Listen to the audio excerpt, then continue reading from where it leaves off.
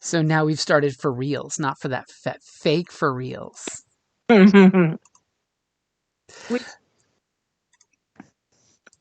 So now everybody gets all quiet. I like that. But nothing has changed. Right, nothing's changed. Our screen isn't there. Mr. DM, lead the way. She's so impatient.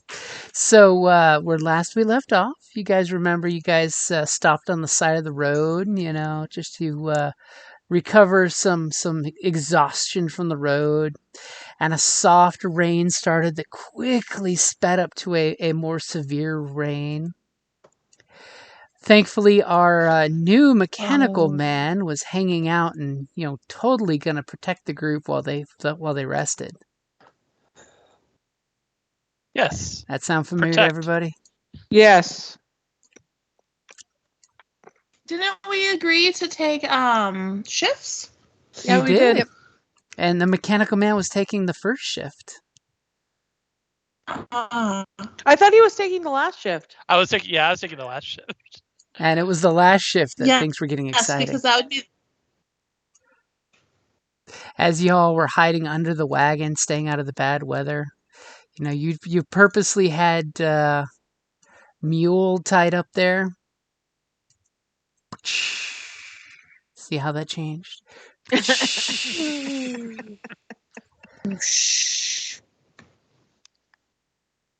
And we totally need a mule named Mule. I missed Cox Internet. You missed what? What did you say? Cox Internet is the full statement. Yeah, that's how it came out.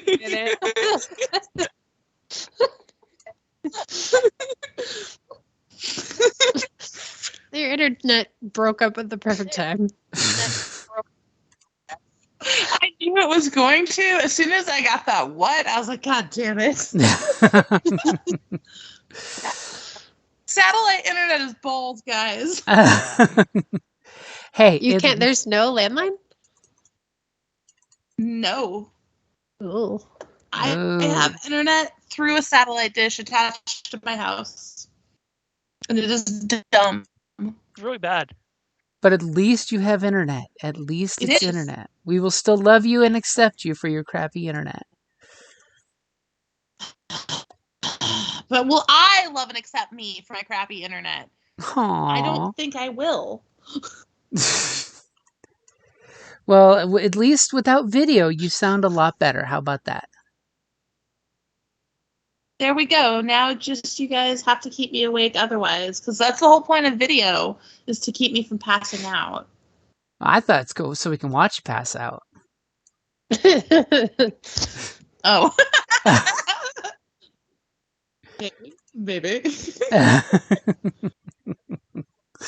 Or, of course, now see the puppy attack you while you're passed out. No, the puppy fell asleep next to me. He's done pleasuring himself, so now he's oh god, went to sleep. I didn't need to hear that. I really didn't. Yes, you did. God damn it. That's exactly what happened. And you'll totally see on the map there just happens to be some tombstones out there. Those tombstones that you completely missed were out there in the first place. So you guys are nice and rest and sleeping, and the rain is drizzling down. Our mechanical friend is just kind of sitting there in stand down mode, kind of occasionally moving his head to look, but not really putting too much effort into it, because he can totally do that. And you only need 4 hours, right? I need 6. 6. Yeah. But on the plus side, since it is last watch, that means you've obviously gotten your 6 hours, right? Yeah. So you've at least got your rest. That's an important thing. Yes, that's important. To heck with the rest of them, you've gotten your rest. Yes, that's what matters the most. As all of a sudden, I got a message from Are a certain. you sharing a real doll? It's for a clothing ad, though. What are you talking about? Do I need to go into Facebook? Oh my god. That's not. Is it a real doll? I don't know. That's what it looks like. I think it's a real doll That with face, a head do photoshopped they on. have those faces? I think they do actually. Is that? Well, Like, I think because the her, only one her of the hands real and her dolls I've ever wrists. seen came headless. Oh my god! I don't know if that that's is better the or most worse. terrible manicure I've ever seen. That's so scary. It That could is be the one of those worst- Japanese androids. Yeah, I don't think it's a person. No, that looks I- like it's a real doll. no, that is a doll. I've never seen one with their head attached because my friend saved one and it came headless. How did he save it? Is my question. How do you I'm gonna save what? So what happened is they're like one of the neighborhood buy sell groups was all like, hey guys, there's this like doll hanging out in the trash can, like, and at first they thought it was like a person. So my friend, saved the doll and turned it into the neighborhood mascot. Like a used doll? She did some research and found out how to Sanitize? clean it. Yeah, sanitize. Here, I'm gonna show you guys pictures of this. I think it's awesome, actually. Are you putting it in Facebook? Yes. Okay. I'm And afraid. it has its own Facebook page. and And it Oh, has Look at no those head. boots, though. Them are nice boots. yeah, aren't those amazing Converse boots? Yes, I want I'm those. Reading I'm mildly terrified of this thing. Though after looking at its feet with no shoes on, I could see why people paid to see your friend's feet on camera. Oh my god, that tag on the Facebook page. Isn't that Yeah. fantastic? Send me the link. I want to join this. Facebook friend the person. So here you go. Well, I mean the person. It's ran by a couple people. Willow D. And it's like their Coronado. neighborhood mascot. That's amazing. Yeah. And what scares me is you have 9 mutual friends. I have 2. I just had Megan. From that I screenshot have that 9 you sent. mutual friends because I'm friends with one of the people that adopted it from the trash can. Oh my god, That makes yeah. sense. I'm going to add a friend. This is amazing. So I'm not sure if you noticed, but It has something rolled initiative. It has, Oh, Oh. Jesus. Yes, yes. Yes. Remember that D&D game we were playing and not the rescued sex? Sorry. You know, I do acknowledge that sex workers' lives matter, but I mean the dolls, not the creepiest of creepy dolls, but Oh. Do you see that poster? Everyone putting their head on top of it? whoa, what are we talking about? I introduced everyone to a new friend. Sorry, guys. Spent It's our once- new NPC. For some reason, Spending- it was called Weird at Work today. I wonder why. Spending Dang time it, with kids. This I is a rolled a good initiative, but I didn't click on my token. Damn it. So then you rolled a good practice initiative. Damn it. Oh yeah, clicking the character. That's the thing. That makes me sad. Yeah. Go Twixie. I was like, it can't get worse, but apparently it can. Very much so. Do you have cursed dice rolls on here too? I try to curse them everywhere. No, Yes. Rick has like notoriously the worst dice rolls. There's one campaign we were playing. I don't think he rolled above a 5. Like, Yeah. It was a 9. I was capped at 9. Dang. Captain 9. Yeah. That sounds a little German. 9!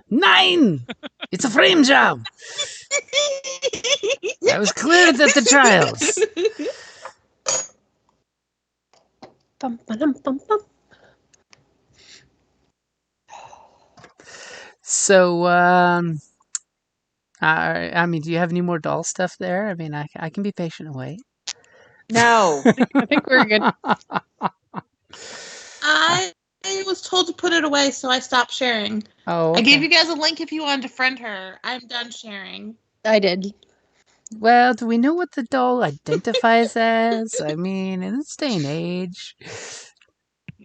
Unfortunately, we looked it up, and if she has a head, she's like the barely legal grossness.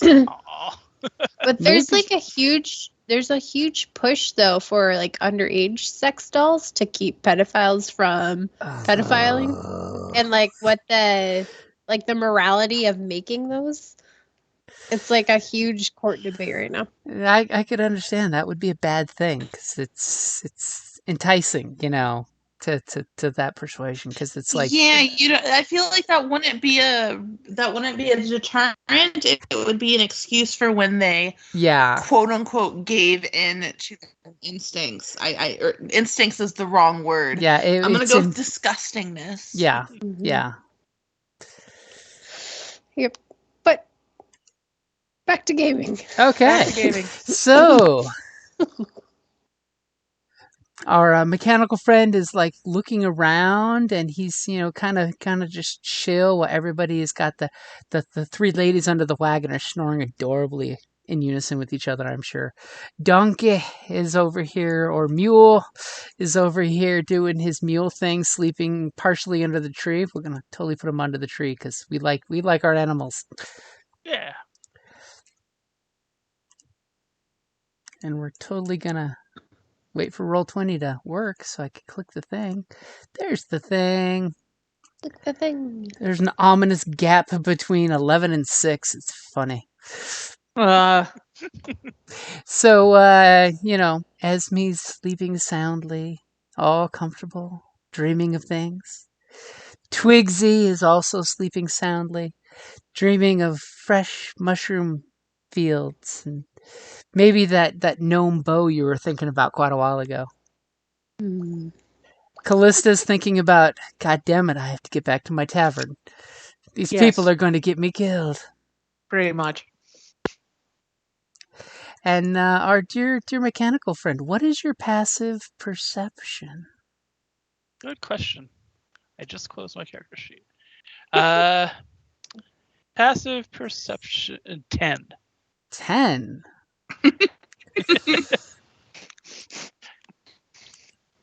Okay.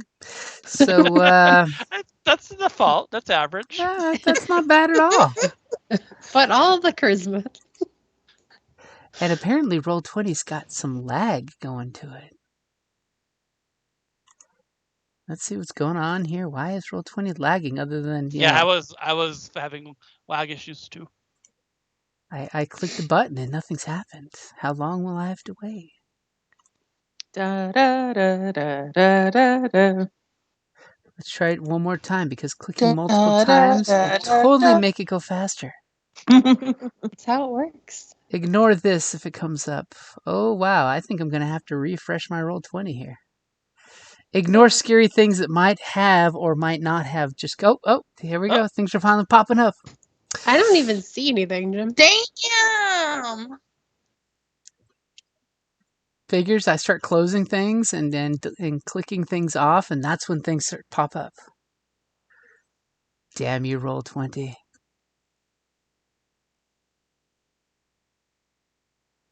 You wicked Roll20. Damn Roll20 because it keeps us together. It's the best that we got. Because it's the only D&D game in town. So it can be as crappy and laggy as it wants because it knows it has us. They got other ones, but they're like expensive.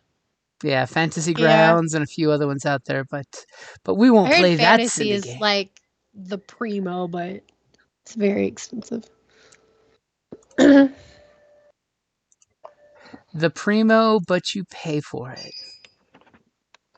Oh, I'm way too chintzy to pay for anything. Loading. I say after I just spent too much. You just bought a car, though. And you got a new house. I'm super sad about it.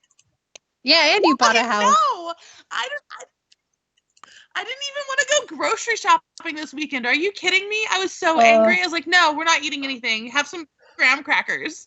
I had to do like the restore the basic grocery shopping because I haven't gone in like a month, and I'm like, why is this so expensive? Because I have absolutely no food in my house.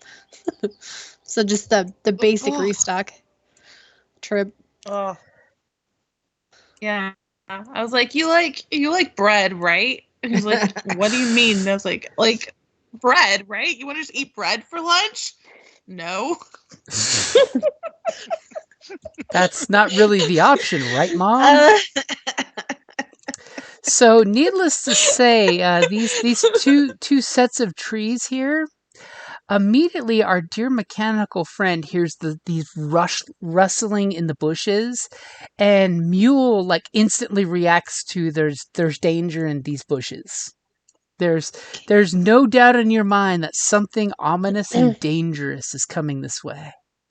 As you hear this like hissy sound and the clicking of teeth, like we're talking like Hellraiser clicking of teeth.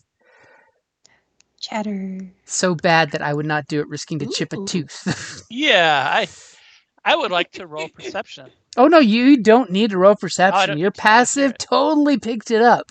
Awesome. And is he the only one that hears it?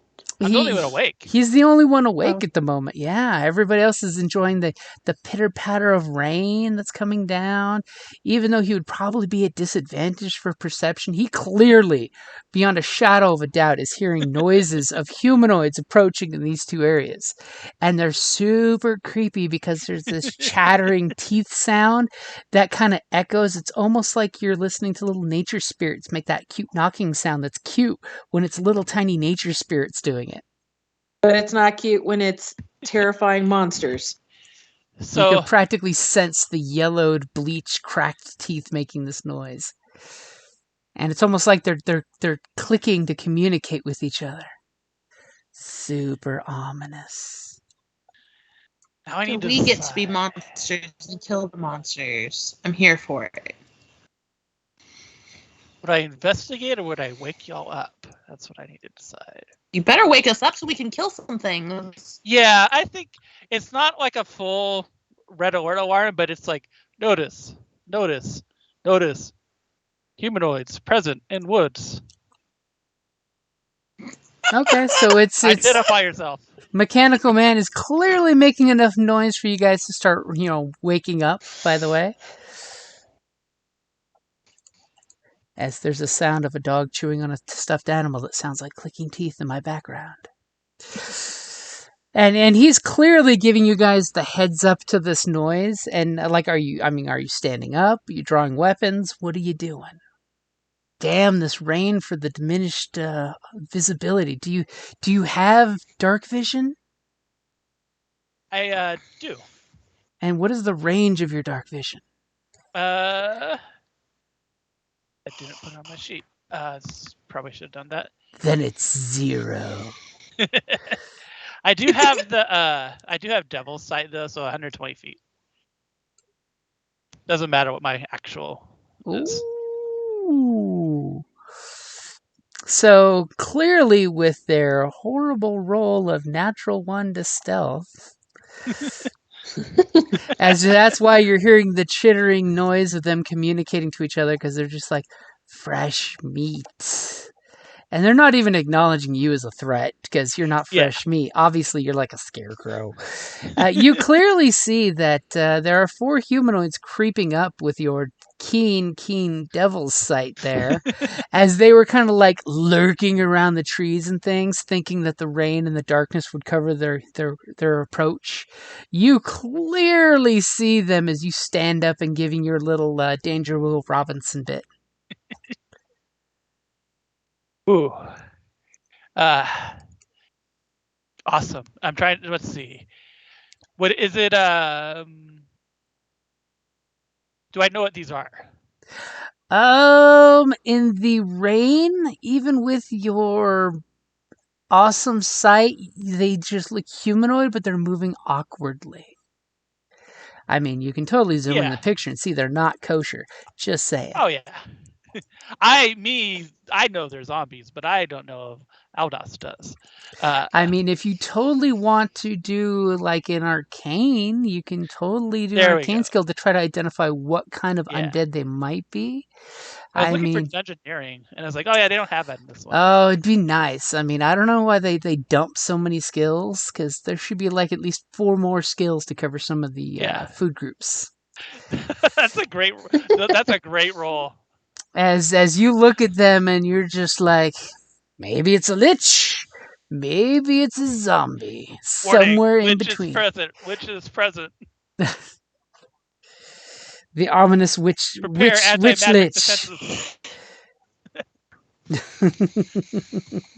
It's a witch. I'm not a witch. I'm your wife.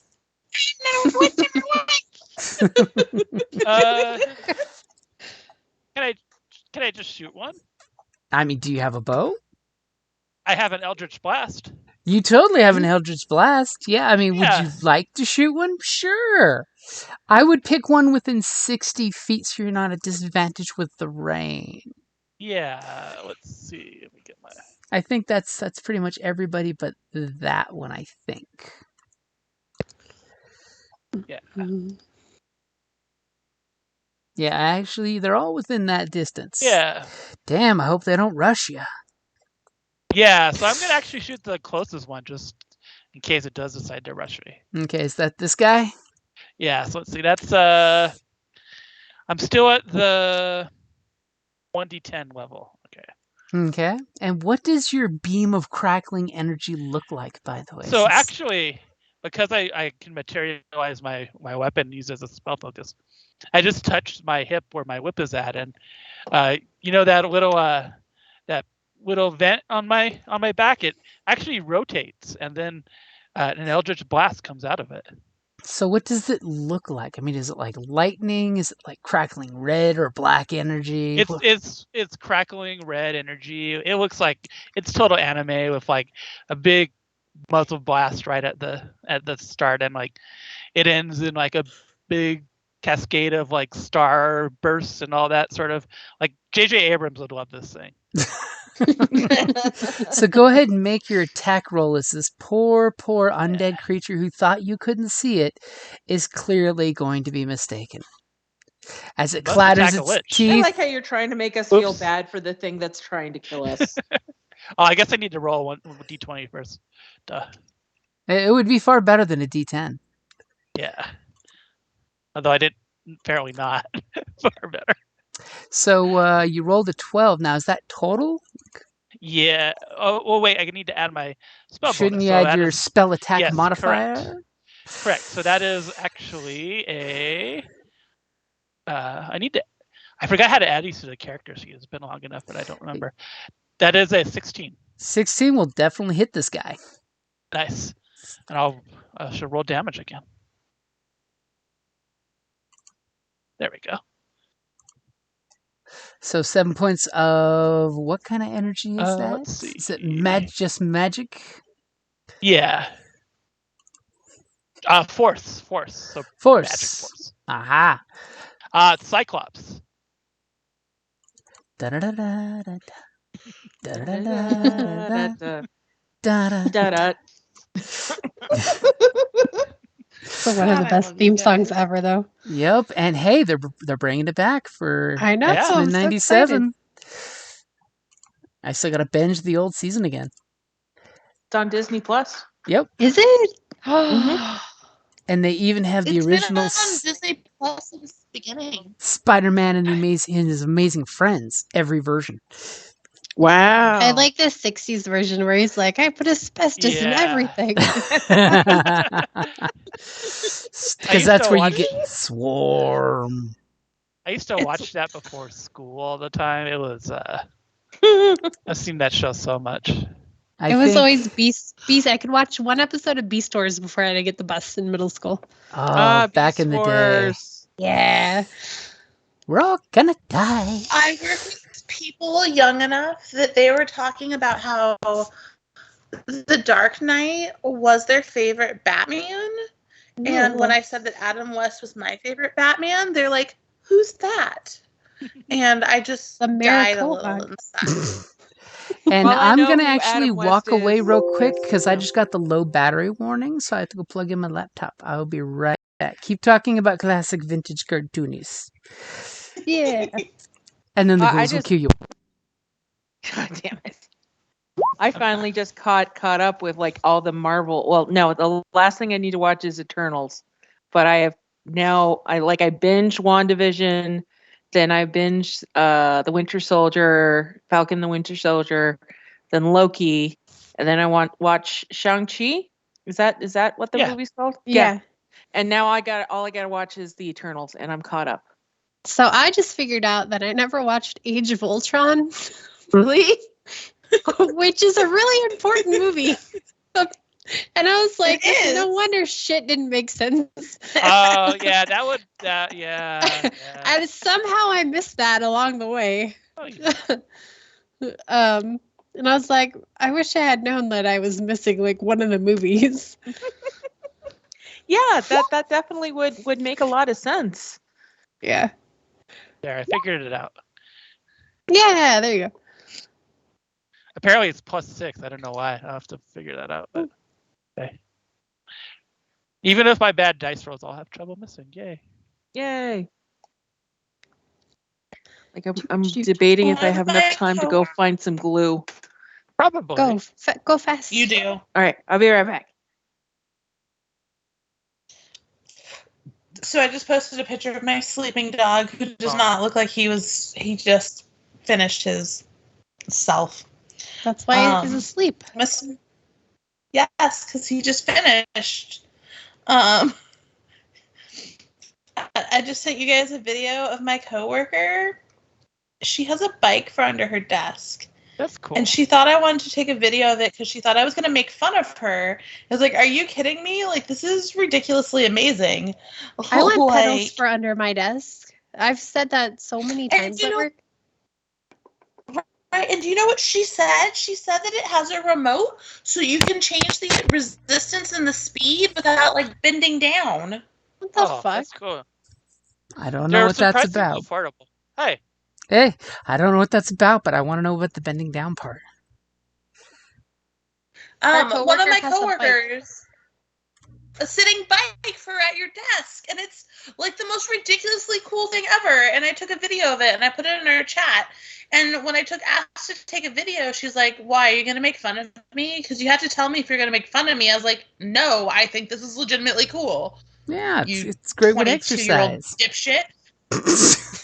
And now you're online making fun of her. Oh man.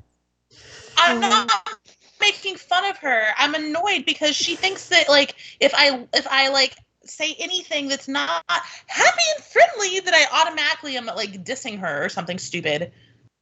She's just young. I think we should have a policy at work where we don't hire anyone under 30. Okay, boomer.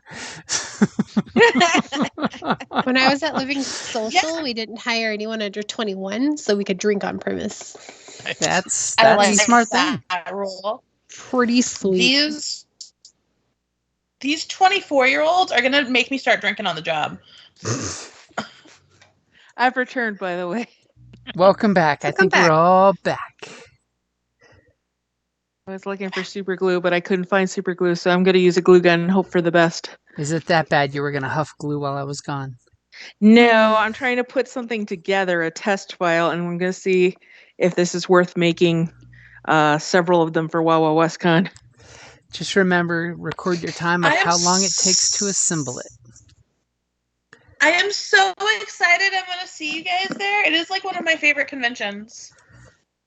It's also one of our favorites. I mean, we got the hotel Thursday through Monday. Yeah, by the time I realized about rooms, they were already out. I honestly forgot about it. So I don't know if I have time to go. I reserved my room the day they announced like the hotel rooms. I was like, okay, reserved. Boom. I feel sorry for the person who is in charge because I'm recording. I won't say her name, but I kept hassling her because I kept changing my reservation. Unfortunately, or I should say, the website was doing it. Oh. When it first came out? Yeah, when it first came out, if you signed up on a smartphone, it kept turning the day to the day you're signing up instead of the day that you're supposed to be signing up. It sucked. That's obnoxious. Yeah. I hope I gave myself. I took the entire weekend off from work. My boss was like, "Good job. I'm proud of you for scheduling time off from work." I was like, "Yeah, I'm scheduling time off from work to work some more." Well, the important thing is... I've done that, though. I've cashed in like a month of vacation time to do a temp job for like a month. That's my 4th of July weekend. Yeah. Mm-hmm. Oh, I wanted to... This is me using my vacation. Oh. Are you doing fireworks this year, Jim? We have not heard for sure, but the answer is always yes. We're at least doing the Air Force Base and A Mountain, and maybe 1 or 2 other shows. We haven't heard back from Casino del Sol because that's our favorite show, because the reservation lets us do anything we want. Yeah, the rest is awesome. I'm really sad that you mean the A Mountain in Tucson, not the A Mountain by me. Well, that's the Tucson A Mountain. That stands for University of Arizona, not the Scum Devils. Dun, dun, dun, dun. I have no ASU loyalty. Like, you can make fun of all the Arizona colleges you want. I have zero loyalty to any of them. So... Of course, then again, if we weren't in COVID conditions, you also have the way cooler college drinking town than we do. Yeah, Tempe. That cool college town hasn't been cool since I was 15. Like, by the time I was old enough to drink there, it wasn't fun to drink anymore. So, Esme. I mean, legally drinking. Esme, you hear this klaxon that gets your attention, and what was that klaxon again? Alert! Humanoid presence detected in woods. Lich. It may be a lich. Okay. Or a witch. A lich or a witch. A witch or a lich or maybe an orc. A lich or a witch. So, okay. You were sleeping the sleep of angels. My first question is, are ghouls considered undead? Well, you don't know exactly what they are that he's warning you about, cause, but you're pretty sure from your ranger so my telling reading you... comprehension... You're totally not supposed to be reading their name, my dear. You haven't even seen them. Fine, I can't read. Metagamer. Add a character flag. So you open your beautiful sleepy eyes with the trickling of rain as he's screaming alarm, alarm, and there's this streak of red energy that flashes in the dark. What do your halfling eyes see? What do your keen halfling eyes don't see in the dark? Do you have dark vision? I have, I don't have any vision. What do you see in the dark, dark rain? I see darkness. Are you attacking the darkness? Oh, fuck yeah, I'm attacking the darkness. Do you know me? So what do you do as you wake up and he's warning you and there's this flash of red thunder and lightning? And you clearly hear some footsteps plopping in water. Okay. Blind. So I can hear, but because of the rain, I can't see. Mm-hmm. And the impending darkness. And so, like, in the flashes of lightning, when the lightnings flash, do I see anything at all when the flashes happen? Well, unfortunately, the lightning was actually your friend there casting a spell as he was yelling for you to wake up, so you just missed the flash of his red beam. But you clearly see that the beam shot off in that distance, and there's some hissy noise after it hit something. Okay.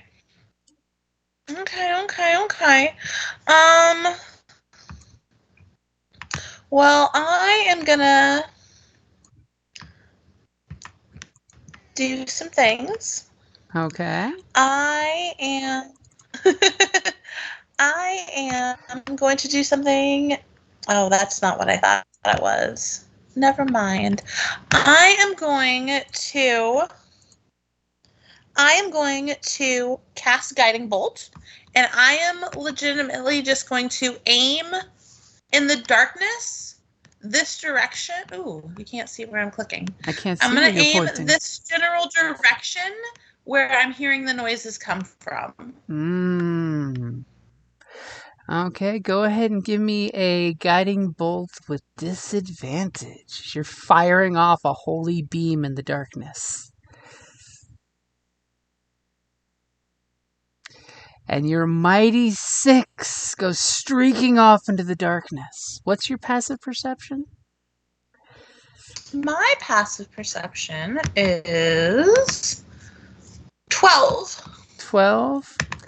You definitely get the beam shooting out, as I'm totally going to do some special effects here. I was going to say mine are purple, I'm pretty sure, in this game. Yours are purple. Or maybe that's the other game. Is it that this game or tomorrow night? I can't remember. I can't One of remember. my games, my shade is purple. This is as purple as I think you get. As your purple bolt goes streaking off between the two trees, you kind of see the hint of an outline of some hunchbacked shape right here-ish, in this general direction. As the bolt quickly disappears into rain and darkness. Next time, buddy. And then before I end my turn, under the wagon, I'm going to use my bonus action. I'm going to use my bonus action to call my spiritual weapon, so I'll have it for next time. And where are you putting your spiritual weapon? It's, by the way, up at the top right corner of the map. Oh, do I have control of it already? You do. Oh, well then. Hi, spiritual weapon. It's slowly moving its way down.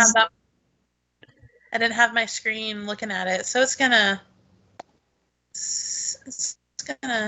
hippie hop on its way down there. I'm gonna call it, and I'm gonna have it hang out there.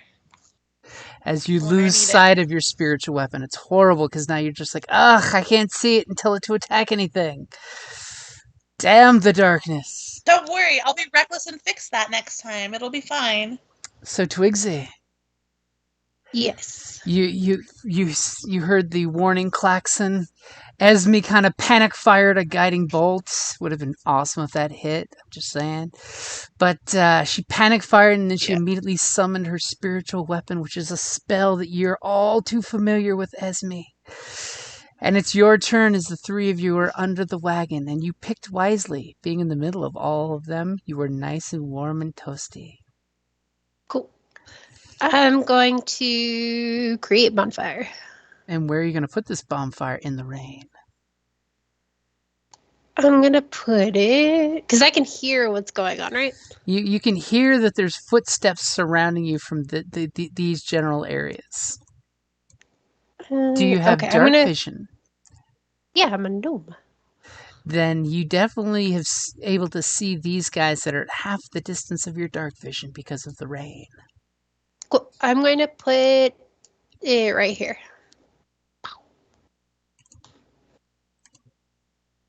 Okay, go ahead and click that spot again, and I'll put a circle there. It's hard to see because my thing's green. There we go. So you're creating a magical bonfire. Mm-hmm. Let's hope the rain doesn't put it out. Yes, I'm totally going to let you make saving throws. Well, it's a magic fire, though. It is. That's why you get saving throws instead of it just going out on its own. Ooh, okay. It's tough. I'm going to say it's your spell DC. That's how tough it is. 13. Okay. So you wiggle your nose and cast your spell, and the bonfire appears lighting up clearly for Esme and anyone else who couldn't see to see these humanoid hunched over shapes and her magical glowing sword. Ooh, I can see my sword now. You can see your sword. Do we have like a little light ball for the fire? Like how far out does it light up? It's going to give you a 15-foot. Oh, good. So you guys can see those guys. We can probably see the grave now too, huh? Oh, a grave. Yes, yes, we This can. appears to be a place. As all of a sudden the wet ground gets hit by the light, and you're just like, is that a broken gravestone? How did we miss that? Like, we've made poor choices right now. As you see the puddle of dirt that's slowly washing off. Why didn't we check this place out before? I thought we did. We were tired. It was dark. And anything for your movement? Are you good with staying, under the wagon? I'm good, but I'm going to do magic stone because that's a free action. Okay, so you conveniently had some stones in your pocket? I have a little pouch. Okay. In your little pouch of magic stones. Okay, so Callista, you wake up to alarms of lich, or a witch, or an orc, or. It's really just hearing your new compatriot go down a threat assessment. Okay. Well, I do have dark vision, so that's a thing. My character sheet just closed out. Give me a second. Obviously, the dark and the rain is obscuring your vision. To focus your awareness on the region. Nope, don't want that. Slayer's Prey. Okay, so I'm gonna focus my ire. So I'm gonna do Slayer's Prey. And what does that do? Come on. Sorry. Really? It comes on or it comes off? Focus your ire on one foe, increasing the harm you inflict on it. As a bonus action, you designate one creature you see within 60 feet. So I'm turning this on with my bonus action. Okay. Who is it that you're targeting? The closest whatever the hell I see in the darkness. So as I put a yellow dot on. Yes, that guy. On this guy? Yeah, that guy. Okay, we're totally gonna look for the arrow symbol is your focus action thingy. Okay. So that way you know who you're focusing on. Okay. And okay.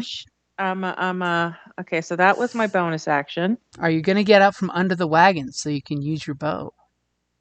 Yes, I suppose that should be a thing. So I'm gonna move right here. Okay, you come crawling out and stand up with your bow conveniently in hand. Sorry, I'm looking at my character sheet just to make sure I can do something here. That's an A-okay thing to do. As they're practically licking their lips when they see fresh meat come crawling out. It's true, there is meat. Okay, I am going to shoot it with my arrow for right now. If I could get my character sheet to stay and not keep closing. All right. So da. Shit. Ooh, so is that an 8 total I'm seeing there? Yeah. As you fire your arrow and it kind of sticks right in the tree here. Shit. Obviously, there must have been a low-hanging branch. Yeah, there totally was. Okay, so anything that's all your attack, your bonus attack, and all that good stuff, right? Yeah. Then it's time for meat. Meat. Oh, there's meat on the ground. There's meat on the feet. Oh, that's some pretty far meat there. I don't like how you were measuring for me.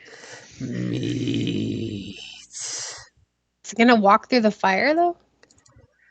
How smart are they? Who says they're gonna walk through the fire? As this one comes walking up this way, and it's reaching out for little Esme on the ground there. And this one, he's already gotten hit by something. Too bad that sword doesn't get an attack of opportunity. And he's going there. This one's going to take all his motion and attacks to get all the way up there. He's basically double timing it. And this one is doing the exact same, and he's going to run for the mule. Oh. I like how there was just an oh. I think that was a no. No. Is he gonna grab him like a coyote and just bash him in? Yeah, probably. Damn. and Or as they... Oh, go ahead. I was gonna say that video of the donkey killing the hyena. So this one's going to look at Esme and kind of reach down to grab her. Now, normally Esme's going to be at disadvantage since she's on the ground, but she's under the wagon, which would give him disadvantage, so it's just a straight roll. And it seems to have some intelligence. It's not like smart razor aware, but it's like it realizes you are meat as it's reaching down to get its claws in you, and it's going to try to pull you out from underneath there. So Esme, will a straight roll of dirty 21 hit you? Fuck, of course it will. Do you know how tiny I am?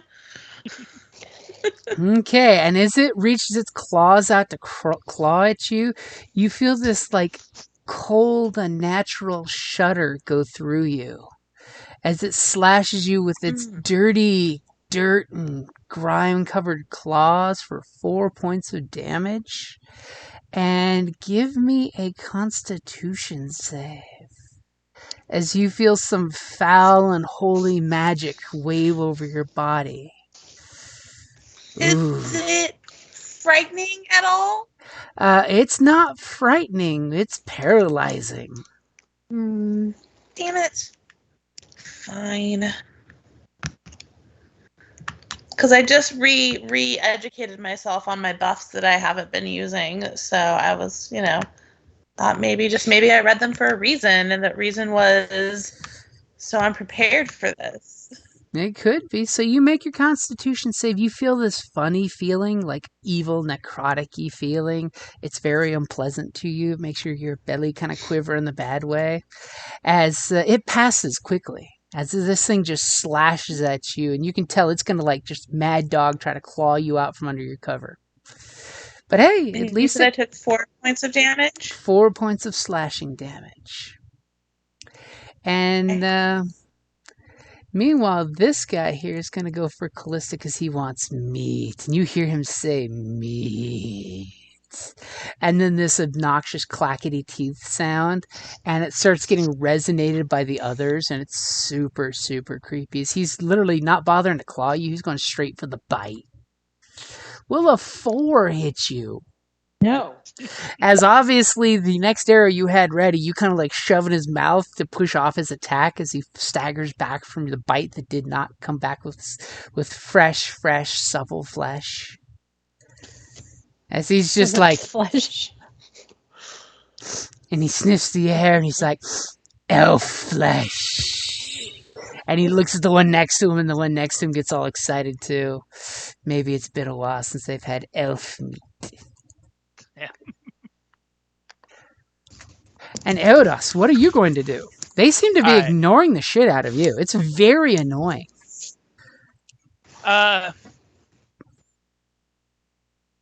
Should I protect the donkey or should I protect y'all? What do you think? I mean, you heard this thing call out meat, and it was biting the elf. You have a feeling your donkey might get eaten. Yeah, I recognize that the people are probably. I don't know. You called your donkey your friend though before. Good point. All right, so there's also one right in front of you. Do you have any self-preservation? There are 2 of them that would get an attack of opportunity if you go running off. Yeah, I'll risk that. That way y'all can run. Aww. All right, does it take its AOE? So both of them will take an attack of opportunity on you. So the first one in front of your ranger friend will swipe at you for a 14. Will that hit? No. Okay, the second one will swipe at you for a dirty 22. That will hit. And do you have anything that makes you immune to paralysis? That might be no. Don't think so. And he hits you hard for 10 points of slashing damage. And give me a Constitution save. Yep, no paralysis. Ooh, it's the thing is they suck out life with their paralysis-y touch. So let's see if you make your Constitution save to keep, and you do like a champ. Nice. All right. Okay, so you continue on your annoying. ways. It's got super bad scratches on your back. It's been one of those Saturday nights. And I took 10 damage. That's a lot. All right. Well. I just processed that. It takes the mechanical man a minute to figure out these fleshy things. I have plenty of hit points, so that's fine. And I attack this one with my whip. Okay, and it does have reach, right? Yes. Okay, so you attack mightily with your mighty 9. Obviously, it must be the whipping in rain takes all of the joy out of it when you flick your whip back and the rainwater goes snapping off. And then you snap forward and you have no aim whatsoever. As your whip snaps close enough that you think you've gotten his attention with this threatening whip snap, but far enough away that it does not actually do any damage. Well, attention is fine. I'm happy to have their attention. Rather than seeing your mule torn apart like an episode of The Walking Dead. Because we all have flashbacks. Run, defend yourself and run. And don't forget to give yourself the 10 wounds. Oh, yeah, let me, I put it on my character sheet, but did not get it there. So, Esme, you've got this ghoul clawing you and trying to get at you. See them. You can what? Can I tell? Are they undead or not? They definitely smell and look undead. Some could even say unnatural. Well then, fuck them. I'm doing something new. Yeah, you've never done that before, have you? Ooh. Never. You want me to read it? Yes, please. All right. At 2nd level, you gain the ability to channel divine energy directly from your deity, using that energy to fuel magical effects. You start with 2 such effects. Turn undead. Oh, I pressed the wrong button, but that's okay. And an effect determined by your domain. Blah, blah, blah, blah, blah, blah, blah. I pressed the wrong button. Let me press the right button for you guys. And don't forget to check off one of your uses of your channel divinity. Yes. So I am going to, as an action, present my holy symbol and speak a prayer censuring the undead. Each undead that can see or hear me within 30 feet, which would be, I believe, all of them, must make a wisdom saving throw. If the creature fails its saving throw, it is turned for 1 minute or until it takes any damage. At a turn, creature must spend its turn trying to move as far away from me as possible, and it can't willingly move to a space within 30 feet of me. It also can't take reactions. For its action, it can only use the dash action or try to escape from an effect that prevents it from moving. If there's nowhere to move, the creature can use the dodge action. So I'm telling all of them to GTF. And what does it sound like when you summon Freya's grace to send these foul things away? You want me to try to pray again? You know I'm terrible at praying. Okay. In Freya's name, get the F out of here. Get the Freya out of here? Yes, get the Freya out of here. There you go. Okay, and you whip out your holy symbol and it glows with divine energy, and just as this blast bubble that like momentarily Matrix style blasts out of you in a circle, and you see it like smash raindrops into little bitty sprays of mist as it comes through in its holy power. And we'll start doing saving throws starting with this guy and ending with this guy. So the one that's clawing you has to make a wisdom saving throw of what DC? That is an excellent question. You're reading the same thing I am. Spell Is save it DC. my DC? Yes, it's your cleric spell DC. My cleric spell DC 12. 12. So 12. So the first one makes a saving throw of 14 because he's tasted your divine flesh, and he's not that overtaken by how your holiness is. He thinks you taste naughty. Creepy. These are creepy things, so it's creepy. The next one, natural frickin' 20. Fuck! Damn. And then the next one, a 5. Needless to say, this one is feared. We're going to like look for a symbol of fear. What's a good symbol? Oh, there we go. That's the holy hell fear symbol. And now the one that's going after Donkey. Donkey meat must be a delicacy because he is not feared. Wow, I've never seen undead hordes do so well. Yeah. Usually that spell like right? just ends the... So much for doing something new. Jeez. Should just stab the guy with my dagger. Jeez. And anything for your bonus action or your movement? You can totally crawl into the wagon. Just saying. Wouldn't fucker get a attack of opportunity? Well, yeah, but can you retreat thank you. Without getting Remember, these two have already used theirs. Well, she's mainly worried about this guy. Help you. Yeah. I'm worried about this guy right here. I don't give a crap about these guys. It's this one. And you do have your bonus action. As your sword's waving around in the... Bring your sword back. Yeah, I'm gonna... Can I have my sword attack? You can totally do that as a bonus action, right? Yeah, definitely. So I'm going to bring my sword here. And it's going to attack the fucker. That's his name. I don't know if you know that or not. Okay.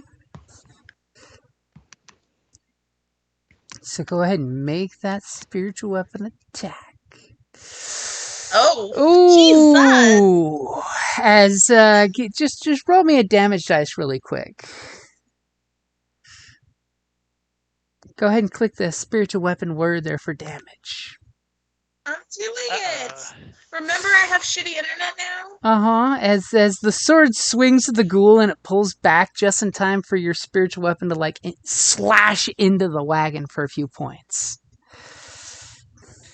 We upgraded it. Anything for your movement? I stick my tongue out at the robot, thinking he's being a snarky dick. He was. So, Callista, good thing you were far enough from that sword that you didn't get hit. Wait, what happened to Twixie? What did happen with Twigsy? Why did I pass Twigsy? So what is Twigsy doing since I've passed her? Cool. I'm going to do Shillelagh.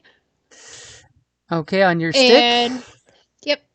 And because it's a bonus action, I'm going to run up on top of the wagon and come over here and hit this guy in the face with my stick. Okay, now remember, for you, a little 2-foot gnome climbing on top of the wagon is an action. Oh. Can I run around it? You can totally run around it. I'm not in the wagon already? No, you're under the wagon. Remember, you're sleeping under the wagon. I'll run around it. Okay. And flick it. Okay. Ooh, look at you. Where's my shillelagh stick? As you're totally looking at Esme, you know, she's hiding under the wagon. You're like, I got this. With a dirty fucking 20. Okay, so it looks like your crit dice really helped there. So that's 9 points total, right? Mm-hmm. As you shillelagh the hell out of him. He's still up, but he's like wavering as you come running around with your little gnomish mightiness as you shillelagh the back of his skull. Can Lorenzo climb on top of the wagon? Why would Lorenzo climb on top of the wagon? Because he's got magic stones. You handed him your magic stones that you made? Yeah. Of course I did. That's our new tactic. Lorenzo can totally be on the wagon, but he's not really in a position to really throw those stones, though, or drop them as he's done before. He could take his time getting over to the edge. Okay, anything for your... that's your bonus action, your attack, and your movement, right? I think that's everything. Okay, so Callista, you are surrounded by ghouls, and your mechanical man has ran off to go protect his mule. Damn it. Esme attacked the wagon, and Twigsy literally took a twig to the back of this undead thing's head, and you hear a resounding crack. Okay. All right, I gotta look at this spell. Remember, this guy is turned, by the way. The other one.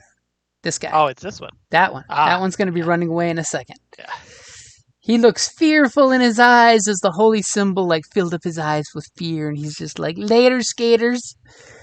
Save some mule for me. Oops, sorry. I was trying to... She's trying to swing that quarterstaff again. She's got the shillelagh madness. Just when you thought you were okay, the shillelagh madness takes over. Just swinging it in the dark. Okay. I'm debating here. Okay, so there's this guy. Who looks like he's about to run. This guy. Who's about to eat you. Okay. And each of these blocks is 5 feet, right? Yep. Okay. I'm going to use as my bonus action. I'm going to cast Hail of Thorns. Okay. Or actually, no. Should I do Hail of Thorns or should I do Ensnaring Strike? They're both good. Yeah, I know. I will say yes. If you do damage on the turn one, though, he unturns them. What? If you're gonna AoE, be careful, because if you do damage, it will make them come back to combat. Okay. Then I'm gonna do Ensnaring Strike because it does only affect one creature, right? I don't know. It's your spell. Well, I am trying because I don't understand this. Well, what's the spell say? Click on it. Next time you hit a creature with a weapon before the spell ends, writhing mass of Thursday appears at the point of impact. Target must succeed on a strength saving throw. Okay, has advantage on saving throw. If the target succeeds on the save, the vines shrivel away. While restrained by this spell, the target takes 1d6 piercing damage at the start of each turn. As you hope for the vines to crush your target. Okay, I'm going to do that one. That's the one I'm going to do, but I first have to hit it. Okay, so I'm casting that. Okay. And so first I have to hit first, right? I'm going to cast. Yep. You'd want to hit him with your arrow, so you cast the spell. This is the one that is not turned, right? Yes, the one with the angel wings is the one that's about to run away screaming like a ghoul girl. Okay. So this is the one I want to hit. Okay. So I gotta cast as you're point blank shooting him with a bow. Or I could hit him. Well, I could hit him with my sword, can't I? Yeah. Or is Ensnaring Strike is good with a weapon attack. Doesn't have to be a bow. Okay, so we'll do that. Okay, so you're switching to your sword. Yeah. Holding the bow in your offhand like a badass ranger. Yes. Shing! The sword is in play. Oh! Damn it! Again. And you are so glad Our in luck is this very bad. in this rainy, cold, wet environment where you were laying on the ground and you came out into the sloggy mud, as you grab your sword and you whip it out of the scabbard, and it goes flying through the air. God damn it. Where it lands, well, we kind of care. You know, because the rhyme would be, we do not care. And your sword lands right over here on the ground. Oh, that's nice. Hey, it's wet. These Better things for the happen. ground than my toes. Yeah. There's your sword. As poor Esme's looking and the sword goes shink like a foot away from her. Are you giving me your blade? That for me to play with. Wow. So, anything for your movement? I can't really do anything because doesn't that give them attack of opportunity, or are they not close enough to me for that? One of them, the one that's right in your face that tried biting you before, would totally take another bite out of you if you give them the option. But if I step backwards, is that an attack of opportunity? Since there is 5 feet between us. The wagon is stuck behind you, so you can't go backwards. You could go diagonally back, but he would get an attack of opportunity. They used their reactions still. I haven't had my turn yet. So. Oh, sorry. You already gave her the warning, so I'm letting her baste in the fear that they already took both their attacks of opportunity. No, you're on our team. It's okay. Remember, he did mention that they both took their attacks of opportunity already. I didn't know that okay, so Natalia doesn't know that they only get one. Everybody only gets one attack of opportunity. Yep. Okay, so they've already taken it, is what you're telling me. That's what you saw happen just like a fraction of a second ago. Okay, so wait a minute. All right, so I'm gonna sidestep over here. Maybe. Okay, so that's more than a sidestep. You're running. It's a big sidestep. You just ran 15 feet. That's not a sidestep. That is a strategic withdrawal. Those Go-Go Gadget Ranger legs. Here is my sword. Bye. Well, obviously the sword didn't work, so I'm getting far enough that I can use the arrow. Okay. So I was just kidding about the sword. As you retreat, immediately you see this guy whose eyes were full of holy terror, like literally the terror of holiness, and he is running from Esme as far as he can go. Which, God, I have to move the map. Is he still on the map even? He is just off the map. He has disappeared off into the rain. You hear the slosh of footsteps as he's totally just like, nope. You know, at least someone's scared of me. As does he get an AOO from Esme? What do you mean AO from Esme? Because he was in front of her. He was right here. The other one. Okay, never mind.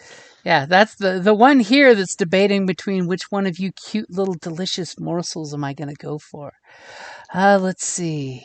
Twigsy, since you're a little shorter and you guys have debated that, you're going to be low and Esme's going to be high. No, I'm taller than Esme. No, she's taller than me. We have not debated that. Okay, Esme is low and Twigsy is high. Fine, be that way. He's going for Esme again. As no, I'm on my tippy taller. As he's gonna try clawing you again, because he's not gonna bother taking time to grapple you and pull you out. Because right now he's got a short girl with a stick that swung at his head. But then again, you tried to hit him too, and you just brandished holy symbol. As he swipes his claws at you, will an 8 hit? As obviously he's slightly repelled by your holy power. Will not. As he's totally like, uh-oh, and he's going to take a bit of a step back, just not enough to give either of you attacks of opportunity. Oh, what a coward. That's okay. We'll get him. Don't worry. As this one is totally going to pursue the meat. Yes, ranger meat. Meat. And he's going to snap his teeth on you. And he seems oddly attracted to your little half-pointy ears. Will a 19 hit you? Yes. As he bites down on your arm that had the sword for 9 piercing damage, you just feel his teeth sink into your flesh. Ow. And then he withdraws and just licks his lip in this disgusting sick. As you see your blood, the rain's just washing it down his chin, and there's this goriness of in his mouth of how he wants to have more of you bursting in his mouth. That's gross. You're gross. Ew. You're gross. And then this guy's going to totally look at the mechanical man and then back at the mule, and the mule's like, no! And he's like, meat, yes. And he's going to bite at the mule. Oh no. Actually, I told you to run. He's going to claw at the mule. I mean, there's always a chance he could paralyze the mule. And will a 15 hit Donkey? Let's see. I'm guessing yes, but He's got an AC of 10 if that helps. yeah, then yes, that will. So he claws into the side of your donkey. Donkey. Ooh. Ooh, that. Rest in peace, my friend. As I can resurrect. everybody seen perfect. season 2 of Witcher? No. No. Oh. I refuse to watch that show on principle because fucking Rigaville. As Donkey goes down in a scream of donkey cries No, Donkey. on top of roll me a d20. Just for shits and giggles. Yeah. As Donkey's throat is ripped out and Donkey's legs like shoot stiff as a board like a fainting goat and falls to the side as the splatter of blood and rain blend together. Oh. Rips. As it just looks, and you can see this ghoul looks like he's about to drop to his knees, which he does. He drops prone because he's happy with what he did. He's going to eat now. He's actually ignoring you. It's son bitch. Yeah. And that's the ghoul's turn. Did the horses bolt when the donkey? Yep. Okay, that's not good. Donkey was their guardian. Yeah. I can summon a celestial horse. Every hour or so, Well- let's summon another animal. Meanwhile, in Druid Heaven, where these animals are coming from, they're just like, that Druid, she's a jerk. She summons us to pull a wagon. So, I think he is prone, so you have advantage if you're Yeah. going to attack him with the melee Raz weapon. is enraged, so he's gonna take a step forward, and with his attack, if I open the right monitor with the spell on it, He killed your best friend in the whole world. In fact, probably the same donkey that pulled you out of the muck before the kids Yeah. cleaned you off and woke you up by accident. so along with so this is in addition to my attack. Okay. So I'm also going to whip him now, but he is going to have to make a saving throw. Ooh, so as part of your whip attack, you do Booming Blade. Yeah, I mean, I guess I have to hit him, so that's Yep. the fun. Oh! You No. rolled 6 twice. I'm so mad. I just bash right next to him and just As for a second you look at Donkey and the way the rain is cascading down your faceplate, it looks like your tears are running and it's really just rainwater coming out the the front of your head from the back. As there's this two streams as your rage is fueling your attack. But the problem is the ghoul is completely ignoring you and drops to his knees to get ready to start feasting on the corpse. And your whip snaps right where his head was. But now he's having a joygasm on his knees, getting ready to eat and drink all this flesh. Oh. He seems to be the hungriest of the group. I mean, after all, he went for a non-intelligent humanoid. Me. Jerk face. And anything for your bonus action? I would love if I had a useful move for my bonus action, but I don't at this level. So you can lament and rage. The ultimate bonus action. Esme, you hear this horrible sound of donkey and the thud, and then the sadistic giggle of a hungry ghoul about to have his carrion feast. Your mechanical friend screams in rage with the crack of a whip. Sad.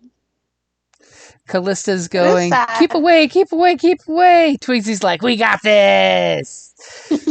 And this guy stepped back from your holy weapon.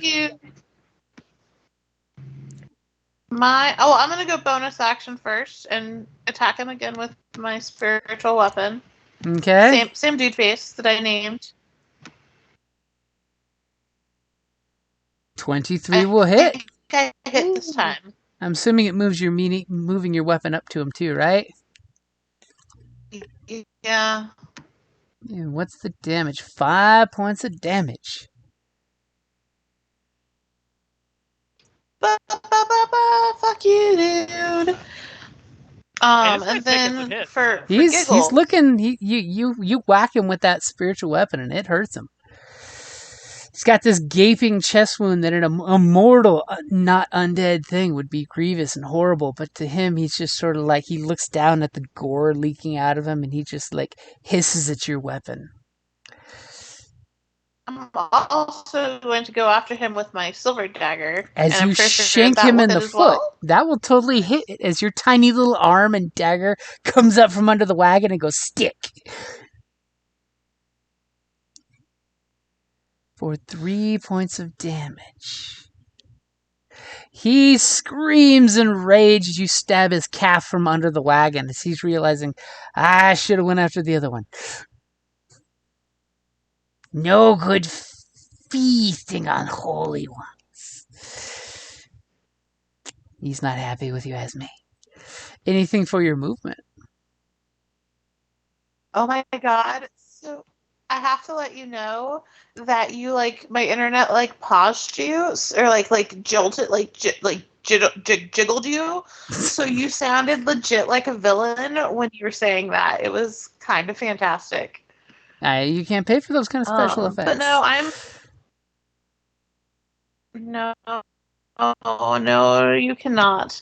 They come as free gifts, and I am not moving. Okay, you're standing your defensive little ground. I like that. So, Twigsy, you feel you have this ghoul rocked back on his heels. Yeah. This is the shorty escapades that you two are taking the world back, one medium-sized creature at a time. If I move here, is that new? Nope. Only if you leave his threatening square. As you're skittering around him because you saw that little dagger go shink. Yep. Flank and then shillelagh again. Okay, that will that will definitely hit. Yeah. But where's my bonus? So you'll I need used the wrong one. Okay. I was gonna say you want to go ahead and roll again. Oh, so 7 points, you say? That's better than 3 points. You know what the difference between 3 points and 7 points is? Is he dead? What does it look like when you shillelagh him to death? He just explodes in a wet meat. You just bash the back of his head again where you did earlier and finish the exploding skull trick. Mm-hmm. As his body lands on the ground and just caverned skull oozes in front of Esme in a disgusting puddle. Gross. The beautiful part is Esme's right there to see the whole beautiful caved in back of the head as he hits the ground. It like the cap pieces flip over, so it's just crater. Yeah. So since Lorenzo's on top of the wagon, This is it's raining, so I don't have to worry about rain on my clothes. This is well, true. we have prestidigitation too. Just clean up. Can Lorenzo throw a Do we stone still from have here? that? I thought that was a Joss thing. It's a cantrip. Do I have it? I don't think you do. I think you'd have thaumaturgy, but not prestidigitation. Oh. That's the wizardy one that sorcerers, Gotcha, wizards, and gotcha. bards get. So unfortunately, Lorenzo can't drop it on him because this guy Oh. stands taller than the wagon. Oh. He's gonna stay in the middle away from him. As Lorenzo's looking back at you and looking at the big scary undead thing that he clearly senses is the athame to all life. I mean, Lorenzo might look really tasty if he wants to hop up on that wheel next to him. I'm gonna start playing catch with him so he can throw things. Take a couple levels of ranger, pick him as your animal companion so he gets some actual stats on him. I thought animal companions had stats. An actual ranger's animal companion can actually attack. Is he not an animal companion for me? He's I not just a. get like a pet. He's just kind of a pet. Oh, I thought he was like an actual animal companion. No, You're no. a ranger. Oh wait, no, you're a I'm a druid. yeah. One day when you cast giant growth on him and he becomes a 7-foot tall squirrel, this is when he gets his Yes. revenge. Just bite through everything. It's gonna be like Willard. True through the castle wall. Alrighty. I guess I can't do anything else then. Okay, so Callista, this ghoul has a thing for you. I mean, he's worse than that one guy at your half-elf quinceañera, whatever the half-elf version of that is. I'm pretty sure half-elves probably have it, especially since you come from a large community of half-elves. Yeah.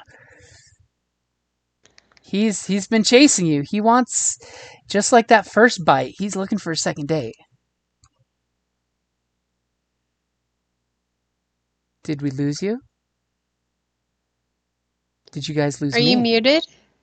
I can hear you. Okay, as long as somebody can hear me. I can hear you. Talia, can you hear We can hear me? you. Hello, there you are. Hey! Okay, hi. Hey! I'm not sure what happened. I was sitting there talking for like a whole minute.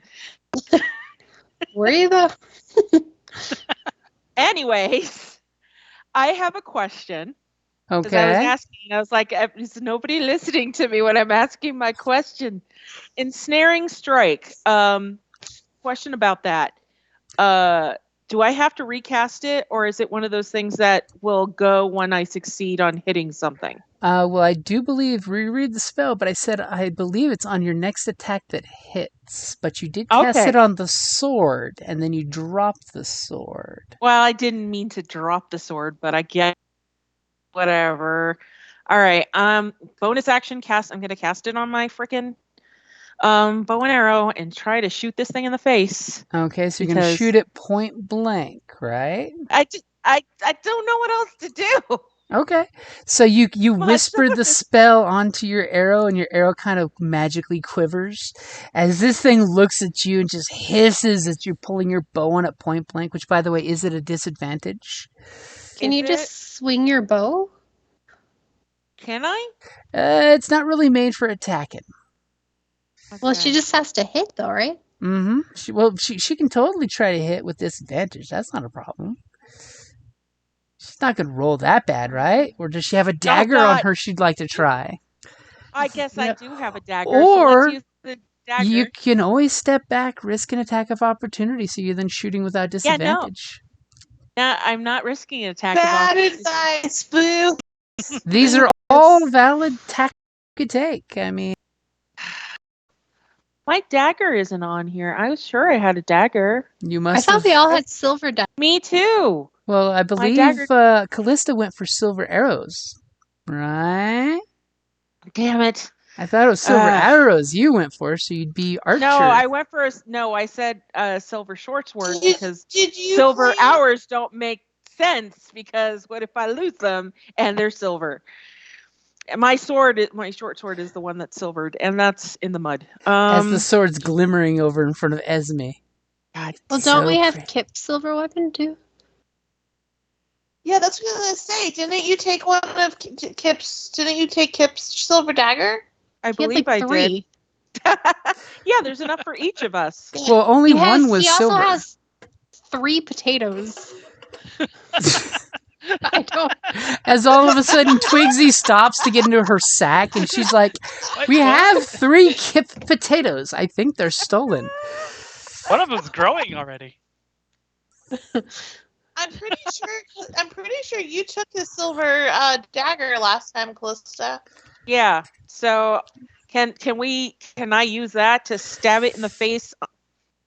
Which makes more sense than me trying to shoot to shoot this thing point blank in the face with a freaking. It's your attack. I mean. So that's what I'm gonna do. Okay, so you whip out that silver dagger, you whisper the spell so the blade does this weird quiver, and you're going to stab at him. I stab at thee, but I don't know what I stab at thee with because I don't have it on here. So roll a d20 and add your dex modifier. I can tell you.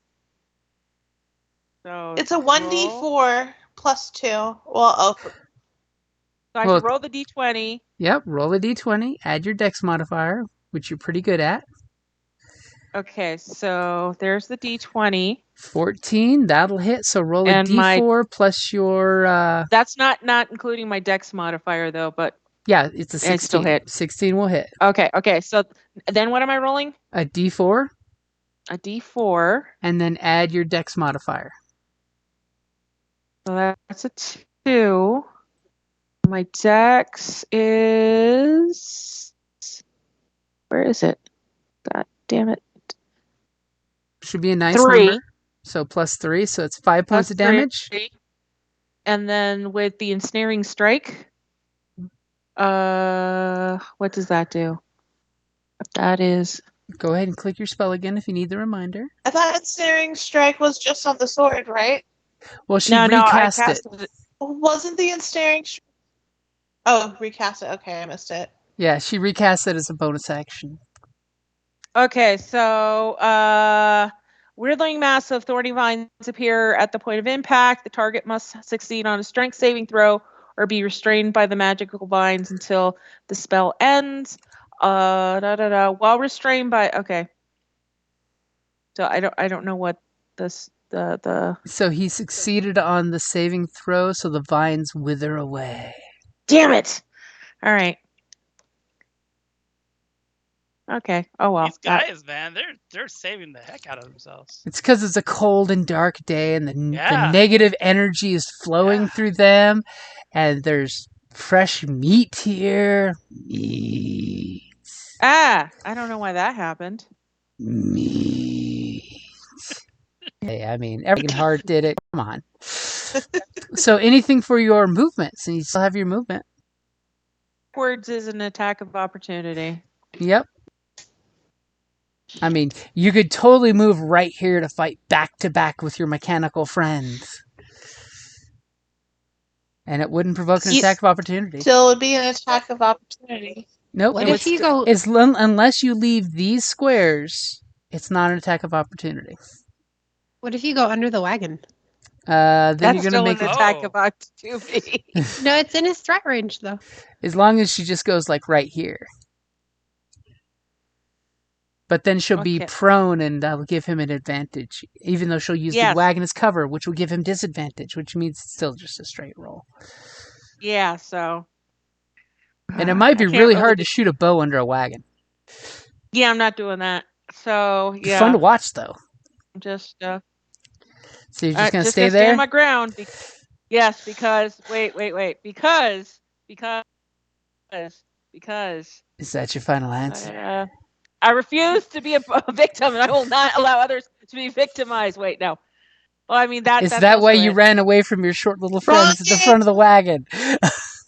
I was drawing the Wrong monsters game. away. Obviously, she threw down her sword as a decoy and ran away. I did not throw it down. Distraction. It slipped out of my hand, and I was trying to lure it away from my friends. It all depends how you'd roll a deception later. Amongst my people, this is a All right, word never of mind. challenge to ghouls. This I'm magical standing my silver ground. sword distracted them while I threw it into the ground. Fine. Okay, I'm so still standing my ground because I got nothing else. okay, I got no other choice. Either way, I'm getting attacked. So okay, and it's gonna claw at you. It's done biting you. It's gonna claw at you. Will a Jesus God Christ? Will a Jesus Christ hit you for 24? yes, Jesus Christ would completely hit me. As Twigsy's already, locking and get loading ready a to- General Reap. I was just sorry. I didn't mean. I always click on the wrong one. I was wondering what happens if I do that on a zombie. Unfortunately, Sure, it's not Fantasy Flight rules, Aw. which would be awesome if you could throw Phoenix down and kill the undead with resurrection. So he's gonna hit you for 8 points of claws as he Ugh. goes right for your Ah. throat. As you pulled back Ouch. that dagger, he dove for your throat and tried to rip out your voice box. Ugh. As you feel this supernatural energy kind of ebb on you, but thankfully your warm elven blood looks at him, and your warm elven blood says, "Step off, Jack. You can't paralyze an elf." So you don't need to worry about the roll versus Constitution because you're elf. Thank God. At least. Maybe that's why he's so attracted to you. God damn it. I mean, there are horror stories that say the first ghouls were actually elves, which is why living elves are immune to their paralysis. And he's going to move right there. Oh, I wish my spores could help you. And this guy, he is just going to start making the most disgusting large mouthfuls of eating as he starts chewing into Donkey. Wait, hold on. This guy moved, right? He did move from right here. I'm taking AO on him. Oh, you do have a reach weapon. Go ahead and make your basic melee attack. Yeah. Damn, a Hey. 17 will hit. And he So you want to takes, click on the word whip and it should do your damage for you. 4 damage. So 4 damage as you slap your whip behind him, and he kind of turns at you and just like this astonished look in his face, like, what the hell? That's not even food. As he, goes back to looking at her in a creepy way, licking his bloody fingers.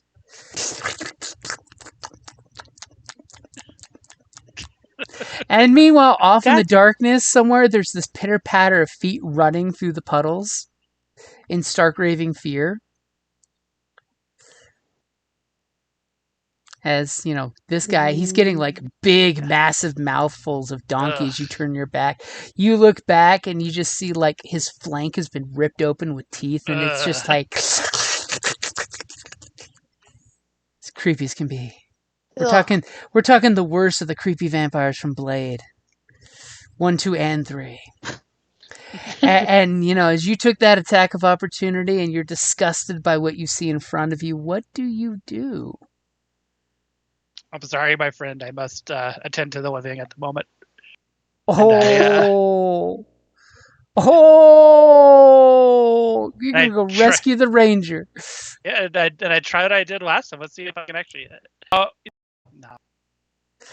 As you swing your whip, and I take it you cast Booming Blade right before your attack. Yes, it just goes over their head. You cast your spell and you crack the whip, and it makes this noise as the whip snaps, but obviously he's too busy licking his fingers, not standing all the way up, as your whip just like cracks where his back was, and he turns around and looks at you like, seriously? Your mechanical toy will not save you. I will savor you. As he just looks back at Callista like that thing's just an annoyance. And oddly enough, this guy that you've not even touched will not take an attack of opportunity because he sees you as nothing but a nuisance. It's sad to be thought of as just a nuisance. This is my confidence is shattered. Esme, dead ghoul at your hands, since you're on your hands and feet. Sword wavering around, trying to make apologetically wavers as he points at the wagon. Sorry. Twigsy's got her shillelagh in both hands, looking victoriously. What are you gonna do? I'm gonna send my sword. I'm gonna send my spiritual sword after this guy. Okay, thankfully you my can spiritual barely sword see. doesn't get a flank, right? Nope. Well, it'll give if it was on the other side, yes, but from where it is, no. Thankfully, you can barely see where it is. Barely see where it is. Barely see where it is. No, that's not lag. That's me repeating what you did. So, Esme. Yeah, I hear. Since you're swinging your sword all willy-nilly in the rain. Callista, do you think she's a high or is she a low? Oh my god. Don't make me choose my death. Do you think she's a big spoon or a little spoon? Okay. She's a big spoon energy. Okay, so she's high. That means your mechanical friend is low. Yep, always go with low. So go ahead and roll your weapon's damage. As your glowing sword. Number. As she really quickly disconnects her laptop to get out of it. Oh, my internet dropped. Oh no. As your sword misses the ghoul that kind of like backs off from the radiant energy you can feel. I mean, in ghoul vision, only living creatures are bright, like Wraith vision from Lord of the Rings. But your sword is like blindingly bright to them, and he ducked back as your sword swung somewhere out of your view as you see blood spray into the rain next to you. Again, remember, you don't have the best dark vision. And the dice noticed. Okay. So Natalia's taking 7 points of damage? No, Callista is. Callista's taking 7 points of damage? Yes. I'm going to come heal you. Yeah, I still have movement, and that was my bonus action. That was just your bonus action. You could totally stay under the wagon. And I'm going to say, no, I don't hide from things. So I run up and I'm like, who did I hit? As she looks at the mechanical man, no blood. Looks at the ghoul, no blood. Looks at Callista, she looks like crap as there's this big slash straight across her shoulders. Ow. Hey, Callista. Ow. I'm sorry. Ow. Hey, guess what? I'll make it better. Aww. As the ghoul looks between you as you touch her and send radiant energy pumping into her body, and the ghoul just looks and goes, fresh meat. And just smiles in this lipless grin. I'm guessing that's plus 10 to me, right? That's plus 10 to you, yep. Yes, thank God. As she touches... So, like, that negates the 7 I did, plus gives you 3 more. Yeah. So you got net 3. Net 3 energy. If the ghoul is smiling at me, I'm going to give him a very special smile back. You know? Like a just try me, motherfucker. As he just looks at you and looks at the half-elf, and he's just like, elf meat is best. Are we flanking that thing yet? Nope. Remember, flanking you have to be on opposite ends. So Twigsy's running up really quick behind Callista. Cool. I'm going to set my spores off. And what do your spores do? It's a reaction, right? Yep. So what do those spores do? Where are they on my? They're somewhere. I think if you click Halo Spores, it should say. There you go. That's even better. You are surrounded by invisible necrotic spores that are harmless until you unleash them on a creature nearby. When a creature you see moves into a space within 10 feet of you or starts its turn there, you can use a reaction. So at the start of its turn, Okay. 1d4 necrotic damage. Cool. So then, do I want to heal or moonbeam? I'll heal Callistra. Oh, you guys are like, piling on the heels. Oh. Yay! I don't think I did that right though. Why? Higher level. You rolled a cast? max. You rolled a max dice. Yeah, but I did a level 3 and it only did a. Well, that's 20 points total. Oh, because you add them. You add them together, yeah. Okay. So on It's your like, first we only one, did you 11. rolled a max die, and then on your higher level, you rolled, really well. Okay. So that's 20 points total. There you go. Wait, You so know I what? got Then she got 13 out of me. So yeah, she's still. did you add messed the up, though. 11? Now add +9 to that. Okay. And remember, if you click on your circles and hit +9 equal, enter, it'll do the math for you. So, But with that you can't. I don't have that many points. Then cap it at 32. Okay. I You're was like, wait a feeling minute. like this whole night didn't happen. As he just has big ghoul eyes of like, I keep the little ones alive to make you grow pieces back. Ew. Oh my god, you need to die. I'll start with the fingers. Mm. And meanwhile, this You guy's would've just ran going to- munch, munch, munch, munch, munch, eating away. I can't because my move speed is only 25. Damn it. I counted That it like 3 times. As silently in the rain, there's these spores coming out of her hair. Good weather for them. Yeah. So, Callista, what are you going to do? I'm gonna stab him in the face. Okay? So let's see what happens. In that face that's tasted you. Taste. Yeah. Delicious. I Swing in the pure disgust. No, wait, because I still have to add my Your dex because I'm modifier? rolling is I gotta add my dex modifier, which is 3. So, what's your total number there? 14. Okay, you hit. Yay! So it's 1d4 So plus your what's- dex. So 1d4. As you're just disgusted by this guy and trying to put a hole through his cheek. Plus my dex, Oh, so no. total 4 points of damage.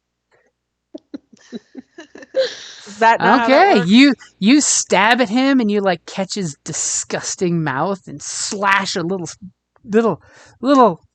4-point slash that he starts bleeding Wow. down his face, and he kind of like touches his face like, you cut my face.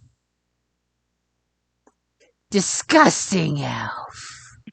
And he like kind of sneers at this guy who's gorging away like nobody's business, and that guy's just like, whatever you guys, and continues eating. Anything for your bonus or movement? As you feel emboldened because your friends have grown your flesh back, with the exception of the now washing off in the rain bloodstains, it's as if these ghouls have never laid a finger or a tooth on you. Let's see. As I you don't look really at have a lot of good spells. What? Not anything that can work for right now. That's not gonna. You're an You know. insane murder machine. You have From a a hand distance. grenade. Usually from far. Yeah, hand grenade, which I'm not using with all my friends close by. That's the problem. You can put the grenade in his mouth. And then I'm hit hoping- 3 of you. Put a hole in his mouth. So just Okay. put the grenade Okay. in the hole you made. Pull the So- pin, so I- and the rain will clean us. Yeah, because this is not going to work if I try. If I try to do Hail of Thorns, I believe that's just going to be terrible, terrible. Well, you already attacked him, so this is pretty much just a bonus action or a movement you have left. Yeah, so I'm just going to cast Ensnaring Strike again, so that next time I hit him. Okay, so you're casting it on your dagger or your bow? Well, he's too close to do the bow, so dagger. I'll do the bow point. I mean, just saying. Yeah, I don't want disadvantage, so no. Okay. I mean, I've seen you roll 20s on disadvantage, so yeah, I have faith in you. I do not. So, Twigsy. Yeah. About those spores, would you roll me some spore damage? That's your spore damage? You rolled that badly? I rolled a 1. So, tell us what it looks like when your spores kill this ghoul. So when you blow a dandelion and it just... But what does it look like when the spores hit the necrotic flesh? That they seem very hungry for ghoul flesh because it's like perfect spore food. Oh yeah, it's like when you time lapse something to get eaten by mold, but just instantaneous. Ooh. As it just melts down into a puddle of primordial goo. That fox that they always show. Yeah. Ooh, from like True Blood. Yeah. Yep. Ew. There's like one stock footage fox that everyone shows. Yep, Yeah. like True Blood, they used him in the intro for like 3 seasons. Yeah. I remember that. Yeah. And it says the cut on his cheek just starts rotting, and that's where it all starts, and it just spreads across his body as he falls to the ground with a couple bones with meat, and everything else just turns to a puddle. Ew, I'd hate to have to get that off my boots. Good thing it's raining. And this guy is gonna totally finish his mouthful of donkey and realize things have gone badly for his compatriots. You didn't want to say mouthful of ass? I was hoping someone would take the bait. That makes me a good person. And he's proceeding to run away, and since he was prone, it does eat up half his movement to stand back up and finish licking his fingers and going, meat. After all, he's probably hoping you'll leave the rest of the corpse there for him to come back to. While he's running, did he disengage or? Nope, he would provide an attack of opportunity. Yeah, I don't like this guy. I wish I could. They don't make the whips that good in this game. Yeah, it's not like in 4th and 3rd when you could get cool effects with the whip. Like instead of damage, you could do with the ensnare, you know. Yeah. Or you back in 3.5, you could do both damage and ensnare. And like you had advantage against animal checks. It's kind of cruel, but because you could totally crack over the lion's head. Yeah. I know, I missed. They officially don't have Spike Chain either in this. Probably because in 3.5, Spike Chain went ridiculously cool. Yeah. So go ahead and roll your damage as you actually have finally hit it. Maybe that's part of the reason it ran off, was because you finally hit it. Yeah. As it's carrying off one of the legs of Donkey. I hate this thing. As you just hear its poor Donkey's lungs just deflate on its own accord. Well, it's my turn, right? Yep, it is your turn. Do you want to pursue? I'll pursue. Now remember, there is technically a tree right here. But that's not too hard to walk around. Technically. The trunk's not that big, Jim. Nope. It's just takes up a little quarter of this square. I'm clear now, right? It just leaves. Cool. Yeah, you could be standing right here and still be clear. Ooh. Damn. As you guys are all witnessing him do his red electric bolt.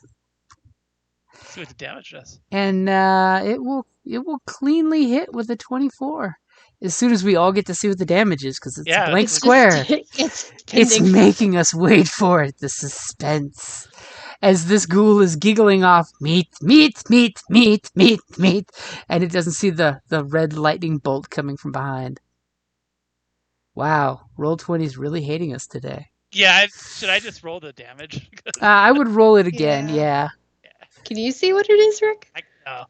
Oh. There we go. That'll. Hey, 7 points of damage, right? Yeah. Okay. I mean, it is still alive, and it's definitely got a reason for running now. Yeah. It's at that point, it looks like it is wounded or bloodied, as the 4th edition kids say. That's Saving another you to memory base. That's another phrase that I loved from 4th edition. I never got to play 4th edition. I heard it's fun. It's fun. I hear good and bad things about it. That's it. Like you really like it or you don't. Yeah. If you like tactically playing, or if you liked 3 or 3.5, and you like doing shenanigans, you would love 4th edition, because almost every class had an ability that lets you hit and push a target somewhere, or hit and blind or cripple a target. Like rogues had a bunch of cool things that with either a sling or a dagger, I can hit you and I pick which direction you stagger. I like that. Of course, they had the rule push, because anytime you push someone, it does not provoke an attack of opportunity, because since you're forcing someone, they can't be attacked of opportunity. But those of you who like MMOs, and that's what everyone bitched about, was they basically made D&D the MMO, they had a taunt mechanic for all of the tanky classes that if I was a paladin, I divinely challenge you, and if you hit anyone but me, you have disadvantage. Nice. And the higher level versions you use, you take actual damage because my god punishes you for not challenging me, you coward. And then it had my favorite class, the Warlord, which was a ranged healer / leader, who one of his abilities was, as a regular at-will ability, was I tell my teammate, hit that fucker, and I spend my attack to let you make a basic attack on the target. And of course, they also had the it's not that bad. That basically you let them heal, a friend heal, just by telling them it's not that bad. Rub some dirt into it. Walk it off. You're fine. I love super sucky mechanics. That sounds like fun. Yeah, 4th edition had some... I know Jocelyn and I are two of the people I know that loved it because it was a fun mechanic. It did require grid because everything was actually tactical based. You could have some really cool tactical fights. But if you did Mind's Eye Theater, it was a lot more difficult. But a lot of people just complained it was too wowy because you had at-will abilities. So much like in 5th, you have casters with cantrips that can do them all day long. You had encounter powers that require a short rest, which, by the way, in 4th edition, which is something that still irks a lot of us 4th editions and 5th edition, short rest was only 15 minutes. So it was that catching your breath after a fight, having that shawarma moment, as opposed to taking an hour-long rest somewhere and having a lunch break. And you had a certain number of healing surges, which is sort of like your hit dice, but basically it was a bigger number. And anytime someone heals you, it burns a healing surge and you get to heal. So it kind of mitigates clerics casting heals all day long or drinking healing potions all day long because it's burning healing surges. But it was cool because you could have environmental effects. Like, in 5th, how you have exhaustion, which really sucks. I mean, because you have to, do a bunch of bad shit to get to a bad point. Yeah. But in that version, instead of exhaustion, causing instant penalties, it's burning your action surges. And, of course, there were some spells and abilities that burned creatures' healing surges, too, because it just drained your natural healing ability. But some people complained that it was impossible to kill players, which, if that's your problem, you're not GMing right, and you're not running a game right, if that's the goal you're going for. Yeah. You're telling a story.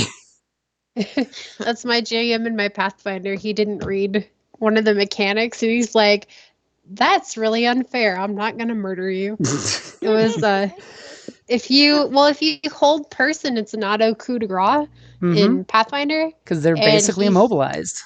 Yeah, but he had, one of the bosses had a 6 times crit. Ooh. And the minions could hold person. And he's like, yeah, that's unfair. He's like, I'm just gonna make you unconscious.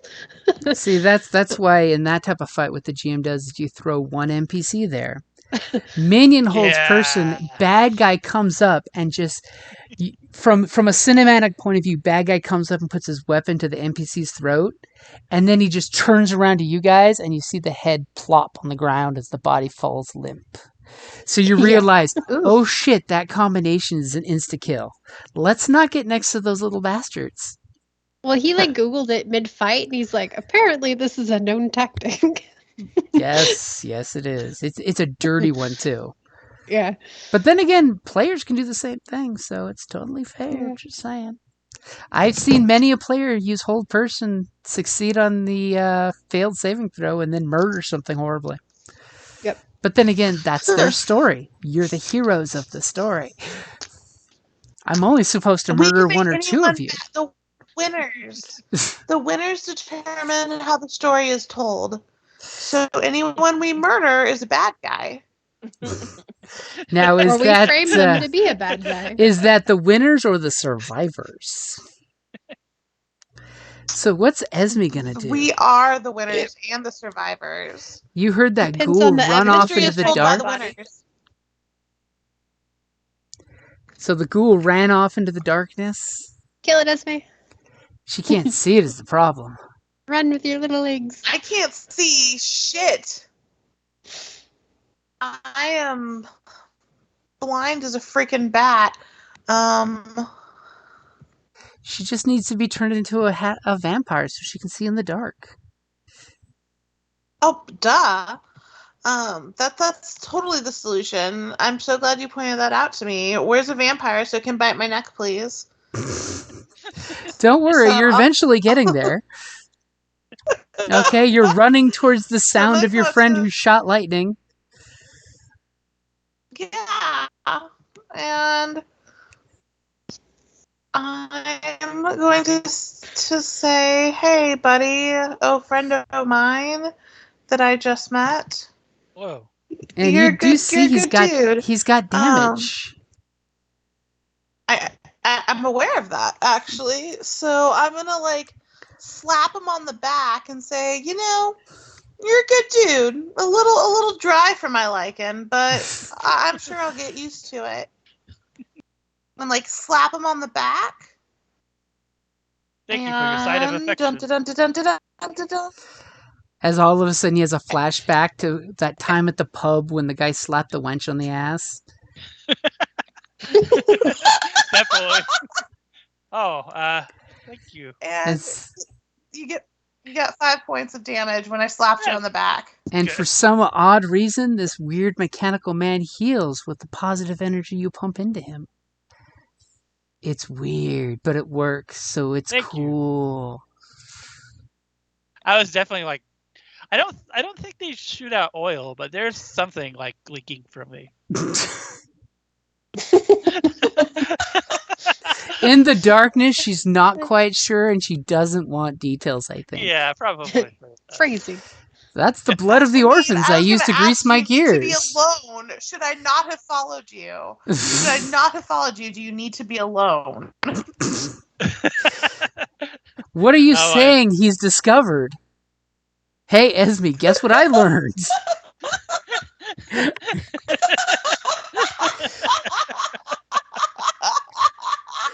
Oddly enough, Not your mom.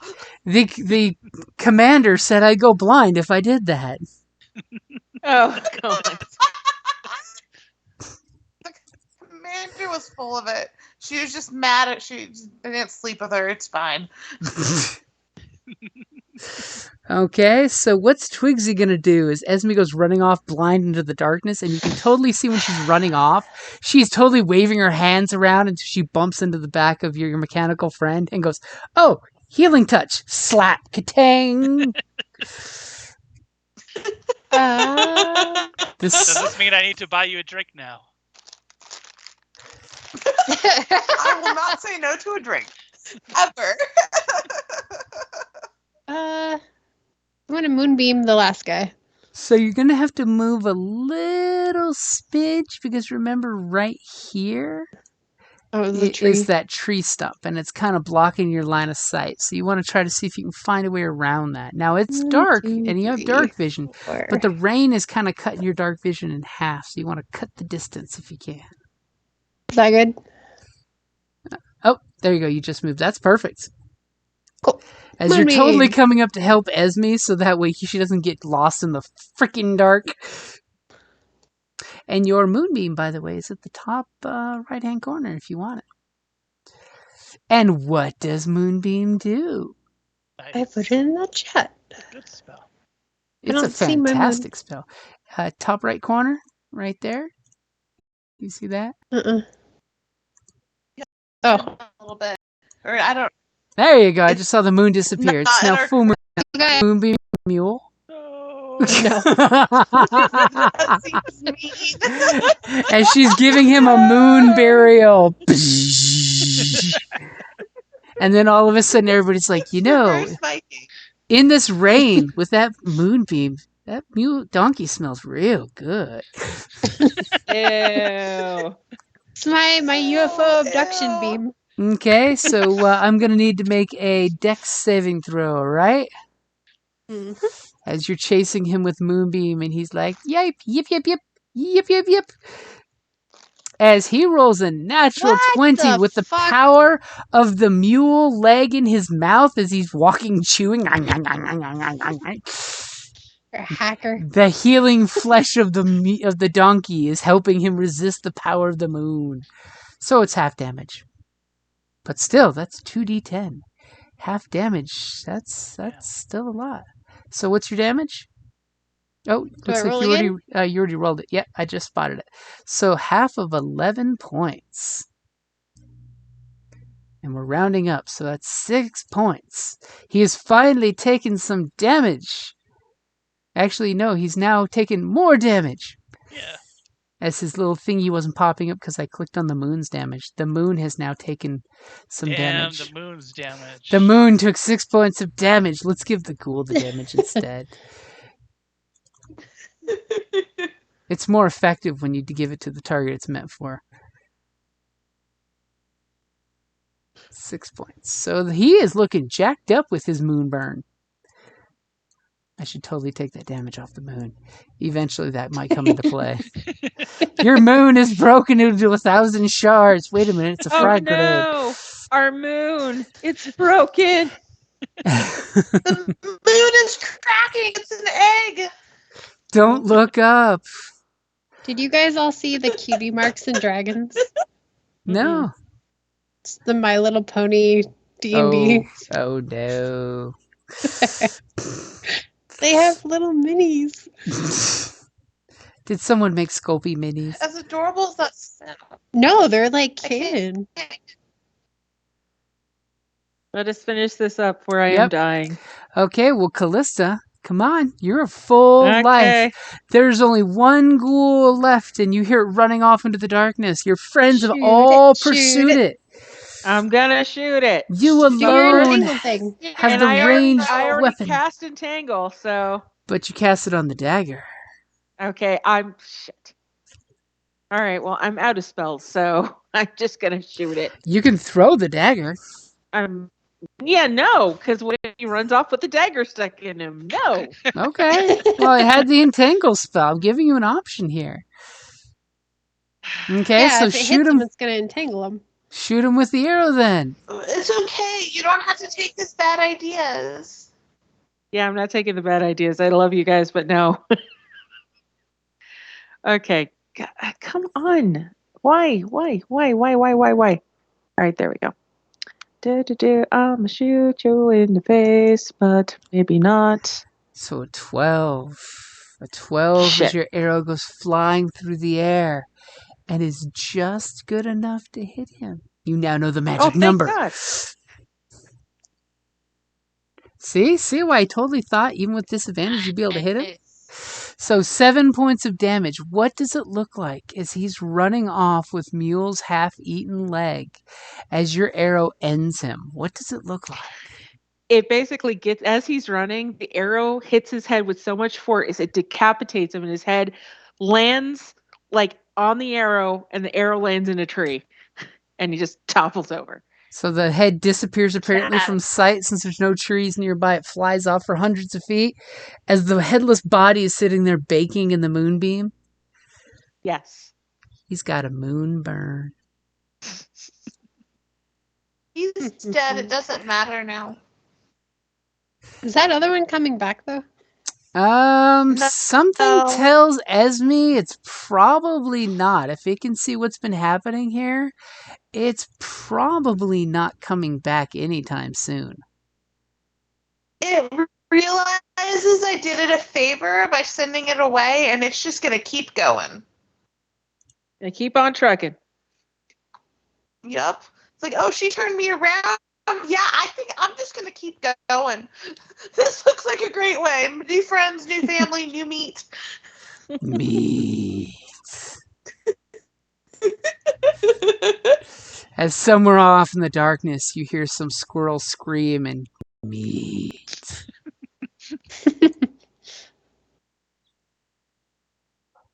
Oh, man. So what do you guys do as you believe things are safe? What time is it at this point? It is like probably an hour before sunrise, you think. Let's just get the fuck out of here. Well, Yeah. yeah, I think sleeping is over. This was our nice wake-up exercise routine. Let's keep going. Is Donkey beyond revival? Oh yeah, Donkey's leg was taken off Yes. with his throat ripped out. And, He has to be intact to be revived. well, yeah, for a revive spell, I believe that's the case. That's like a $5,000 spell too out of character. I have Revivify. I'm a druid. Oh, that's right. Revivify is so much better. I know. It's the cheap man's version as opposed to the cleric who wants riches and gold for the spell. I mean, you could tape the leg back on and I mean, I do have mint as a cantrip. I have mint too. We can both mint him the best we can, and then revivify him and have a zombie donkey. Oh my god. Just the way you say zombie donkey. Do we need to consecrate him? Is he gonna zombify Donkey? Is that a thing? Since this world is fairly dark and fairly close to the negative realm, that there's a pretty good chance that zombie horse may be clomping up. So then we have to like burn him, right? The Red Dead Undead. You could totally destroy it, or I do believe Spare the Dying keeps him from rising as a dead, right? I don't know. Let me check it. I feel like at this point with my spell slots and being first thing in the freaking morning, a match is a lot more affordable than Spare the Dying. Well, Spare the Dying is a cantrip. I was going to say, never mind. Spare the Dying is a cantrip. Yes, it is. Oh, no. Nope. It's, creature becomes stable if it has 0 hit points. That's different. So which one is it? Is it there's one of the spells that keeps... Isn't that a side effect of Spare the Dying, though? It is legit just... no.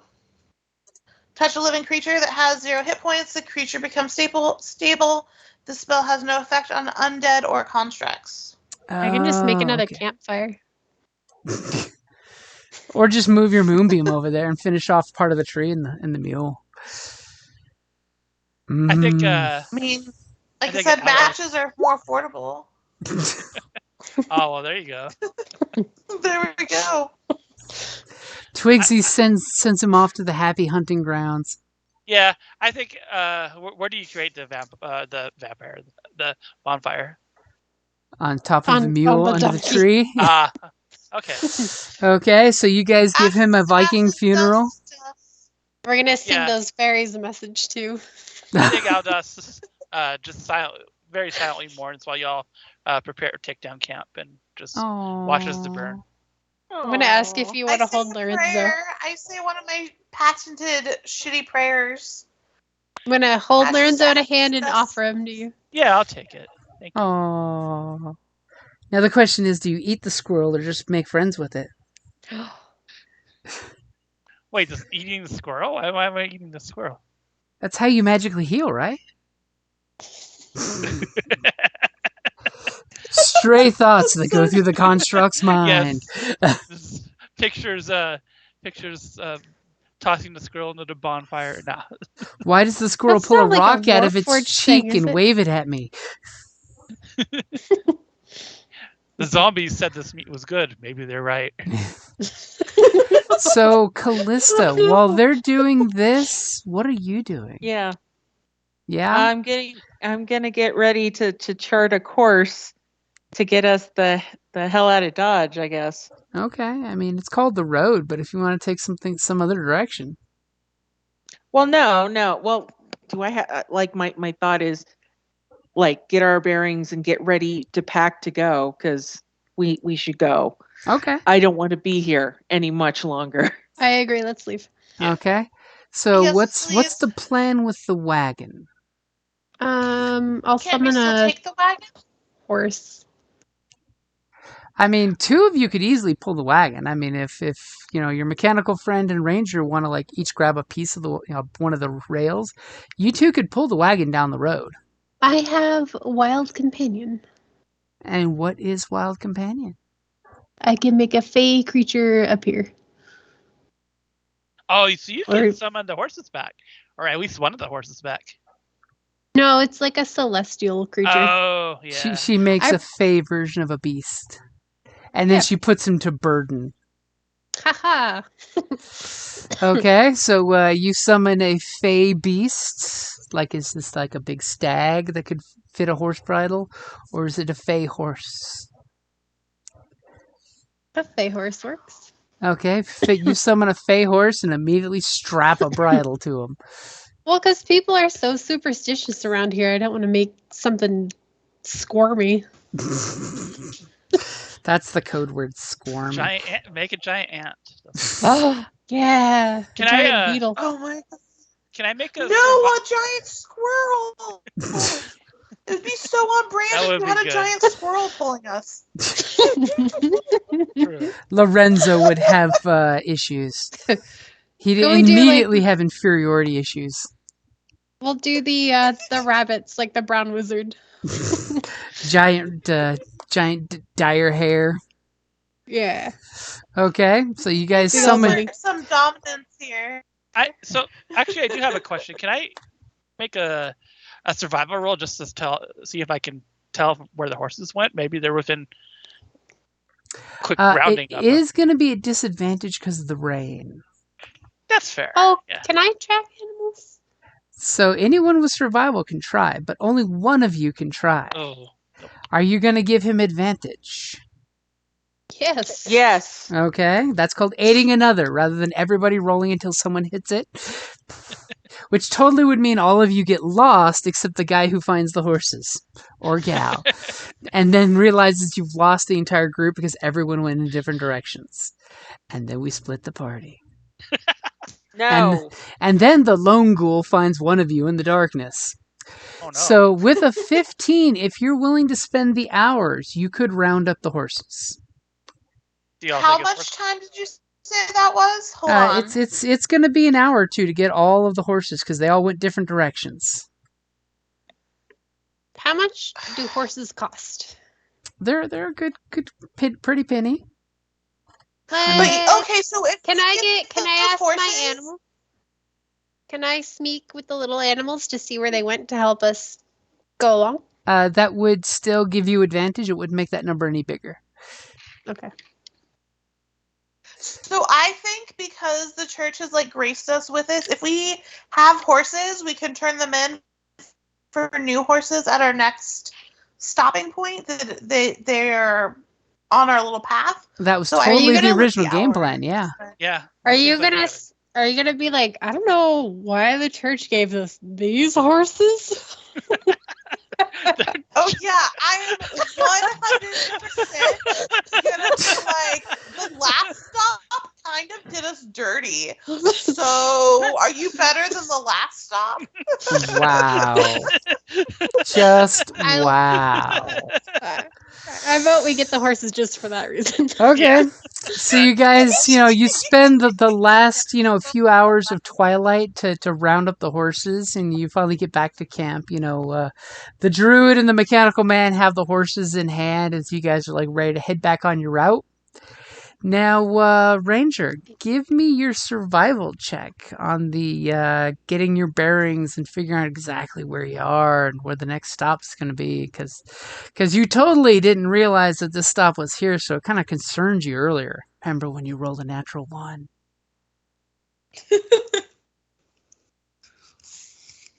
She might have fallen asleep. I tell you. Or she might sorry. be muted. Sorry, am I muted again? Yep, so go ahead and give me a survival roll as you're like, I know the way! And we hope you're not Indiana Jones's uncle. Oh my God, don't do that. Why? Why do you curse me, Jim? Can Why? Nice. I assist with her survival? Yes. You totally say you are, so you'll assist since she's waiting for you to come back with the horses. And why are you rolling, Twigsy? No rolling for you. You're just giving her advantage when you assist. Oh, you don't have to roll to assist? Nope, if you're assisting, you're just aiding another. Which you can totally just do by saying, we're doing this together. Which is Having totally funny. Two sets of rules in my brain is hard. As you're Yeah. bouncing up and down, pointing at the map, saying, right here, right here, right here. As you guys are having this obviously cute argument that you guys had on the way down, on the way up. It's absolutely adorable. Because, poor Tweezy can barely see the map. I could just see She's holding it above Callista my head. hold it just high enough up where she can't touch it. So you guys figure out that, yes, there is a town coming up. You do know that the Silent Pass is coming up right before this town. And you know... Do what now? Yeah, the Silent Pass. It's basically this really ugly canyon area, supposedly has gargoyles in it, yada, yada, yada. You guys know about this. You just basically had your horses and you rode full stop till dawn and didn't stop for nothing. Because that's what everyone says you do to keep away from the gargoyles. You don't give them a chance to get ahead of you. And do you warn the rest of the group of this? You guys Yes. better. Yes. Yeah. And you tell them that there's some bumpy spots in the road, so whoever's driving the wagon better make sure they're on the ball. I will be on the ball. And you guys Get on pack the up ball. your camp, and I take it you're heading out? Yep. Okay. And as you guys head out, the camera kind of waves past the broken gravestones and the melted ghoul corpse that's a puddle with Ooh. like 2 legs and 2 arms. Time out. Is there anything in the graves? Maybe valuable? How about we read the graves? We should read the graves before we peace on out.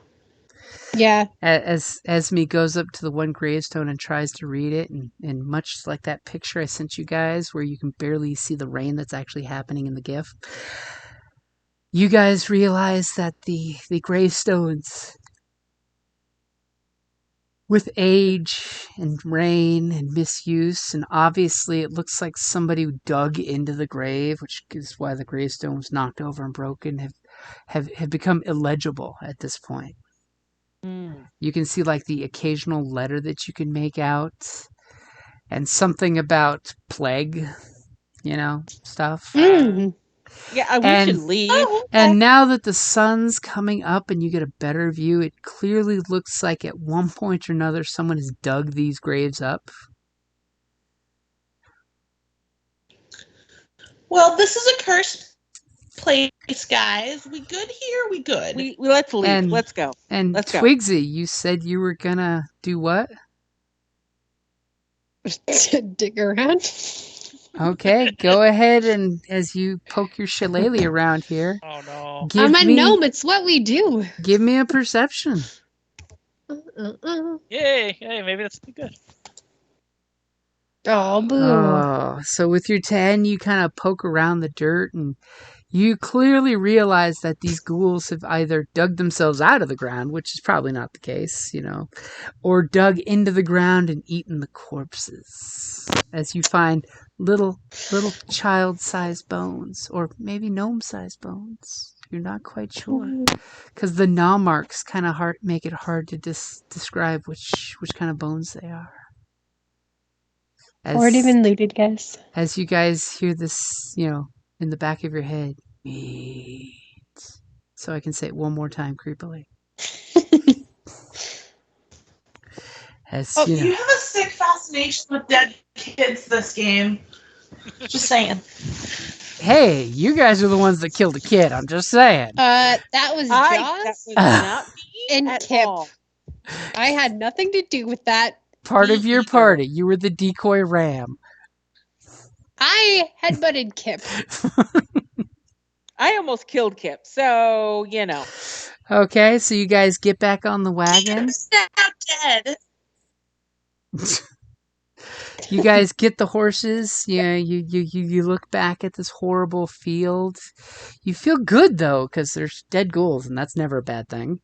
I mean, who knows how many travelers were waylaid in this graveyard? Do you guys prop up one of the gravestones at least? We can mend them, right? What's the size of mend? I think a gravestone would probably be bigger if it's only 1 foot by 1 foot. As someone is desperately looking for their mend spell. Yeah, it's 1 foot. Yeah, so it's too big for you to magically mend. But you could totally prop it up with respect and reverence for the dead. Do you guys do that? Seems Put like them a all good idea. back into place.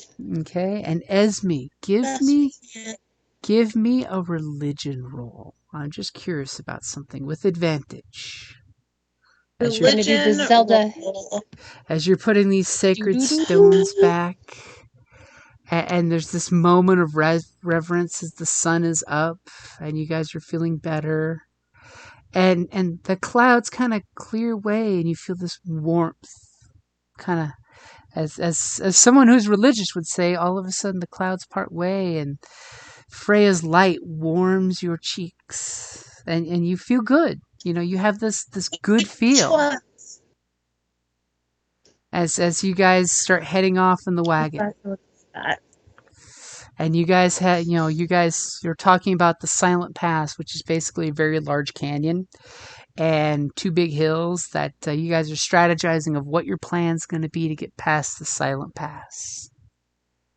I mean, in theory, I'm sure, Celestia would tell you about the whole dove trick, which, some people do. They release dozens of doves as they're trying to make it through the pass in their wagons.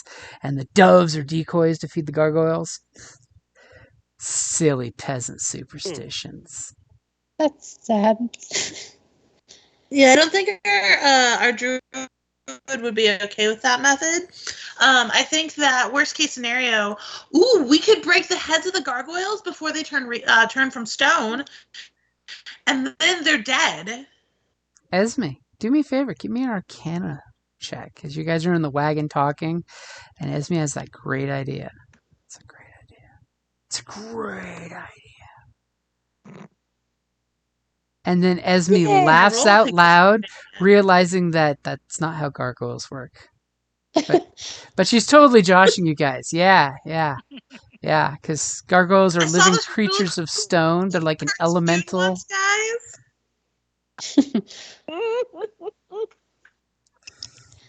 It started this guy that sounded like Hercules. Dun, dun, dun, dun, dun, dun, dun, dun.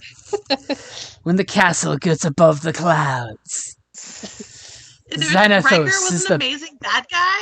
It was amazing if you guys knew what TV was. Half the cast was members from Star Trek. From Next Gen, yeah. I mean, it's because it's a holodeck. It's a holodeck program. And the fact that you get Macbeth, come on. There was even an illiteracy episode. And The gun violence episode Puck too. was the best character ever because they did Puck love justice. Puck was my favorite. They made Puck as Puck should be. And by the way, anyone listening to this, if you've not seen Gargoyles and you hit Disney Plus, go watch Gargoyles. It is so worth it and so ahead of its time. Except for season 3, pretend that didn't exist. The Goliath Chronicles, where they're just Goliath's wild ride. They retconned that and they're like, yeah, that never happened. Well, you know what that was? They're trying to go episodic instead of serial because they had 2 great seasons of storylines and then they're just like, we don't know if we're getting renewed, so here's a bunch of one-shots. Plus, they got bought out by that other animation company. Yeah. Buena Vista lost it. Or All right, changed hands. I gotta go to bed. This is a good time to wrap it up as you guys are preparing for the Silent Pass. You're strategizing. You're coming up with plans. Already, Callista's got this idea that she wants to use her vine arrow on a gargoyle and see if it crashes and breaks. Because she's yet to test out that theory, and now it's in her head, so hopefully she'll remember it. Unless she logged out. I did not log out. I'm still here. Sneaky, sneaky, sneaky. I said I'm saying we should wrap this up because I am tired. Yes, but we will go ahead and say that is a good place to wrap it up there. And the lesson is don't sleep in graveyards. Yeah, that's it. What would the little fairies have done? Would that have been worse? Well, seeing as I think at least 2 of you count as fae folk, you might have been able to talk yourself into a good night's sleep. Oh, damn, I forgot. But we don't know because you didn't try. They liked me too, so that was. He's a cool rarity. They were being creepy. They were being creepy. I stand by our decision, guys. But I stand by all of our decisions, so it's fine. I mean, and that was an interesting thing that you guys realized that the undead don't really have any issue with your mechanical friend. I mean, that one dude was like flat out ignoring him. Of course, he kept cracking his whip over his head annoyingly. All right, I'm getting like 4 hours of sleep. I'm going. All right, love you guys. Bye. Love you, guys. All right, have a good night, guys. See you all in 2 weeks. Good night. Bye. Yeah. Bye. Night. Do I hiccup? Same question. You click the red button like 3 times.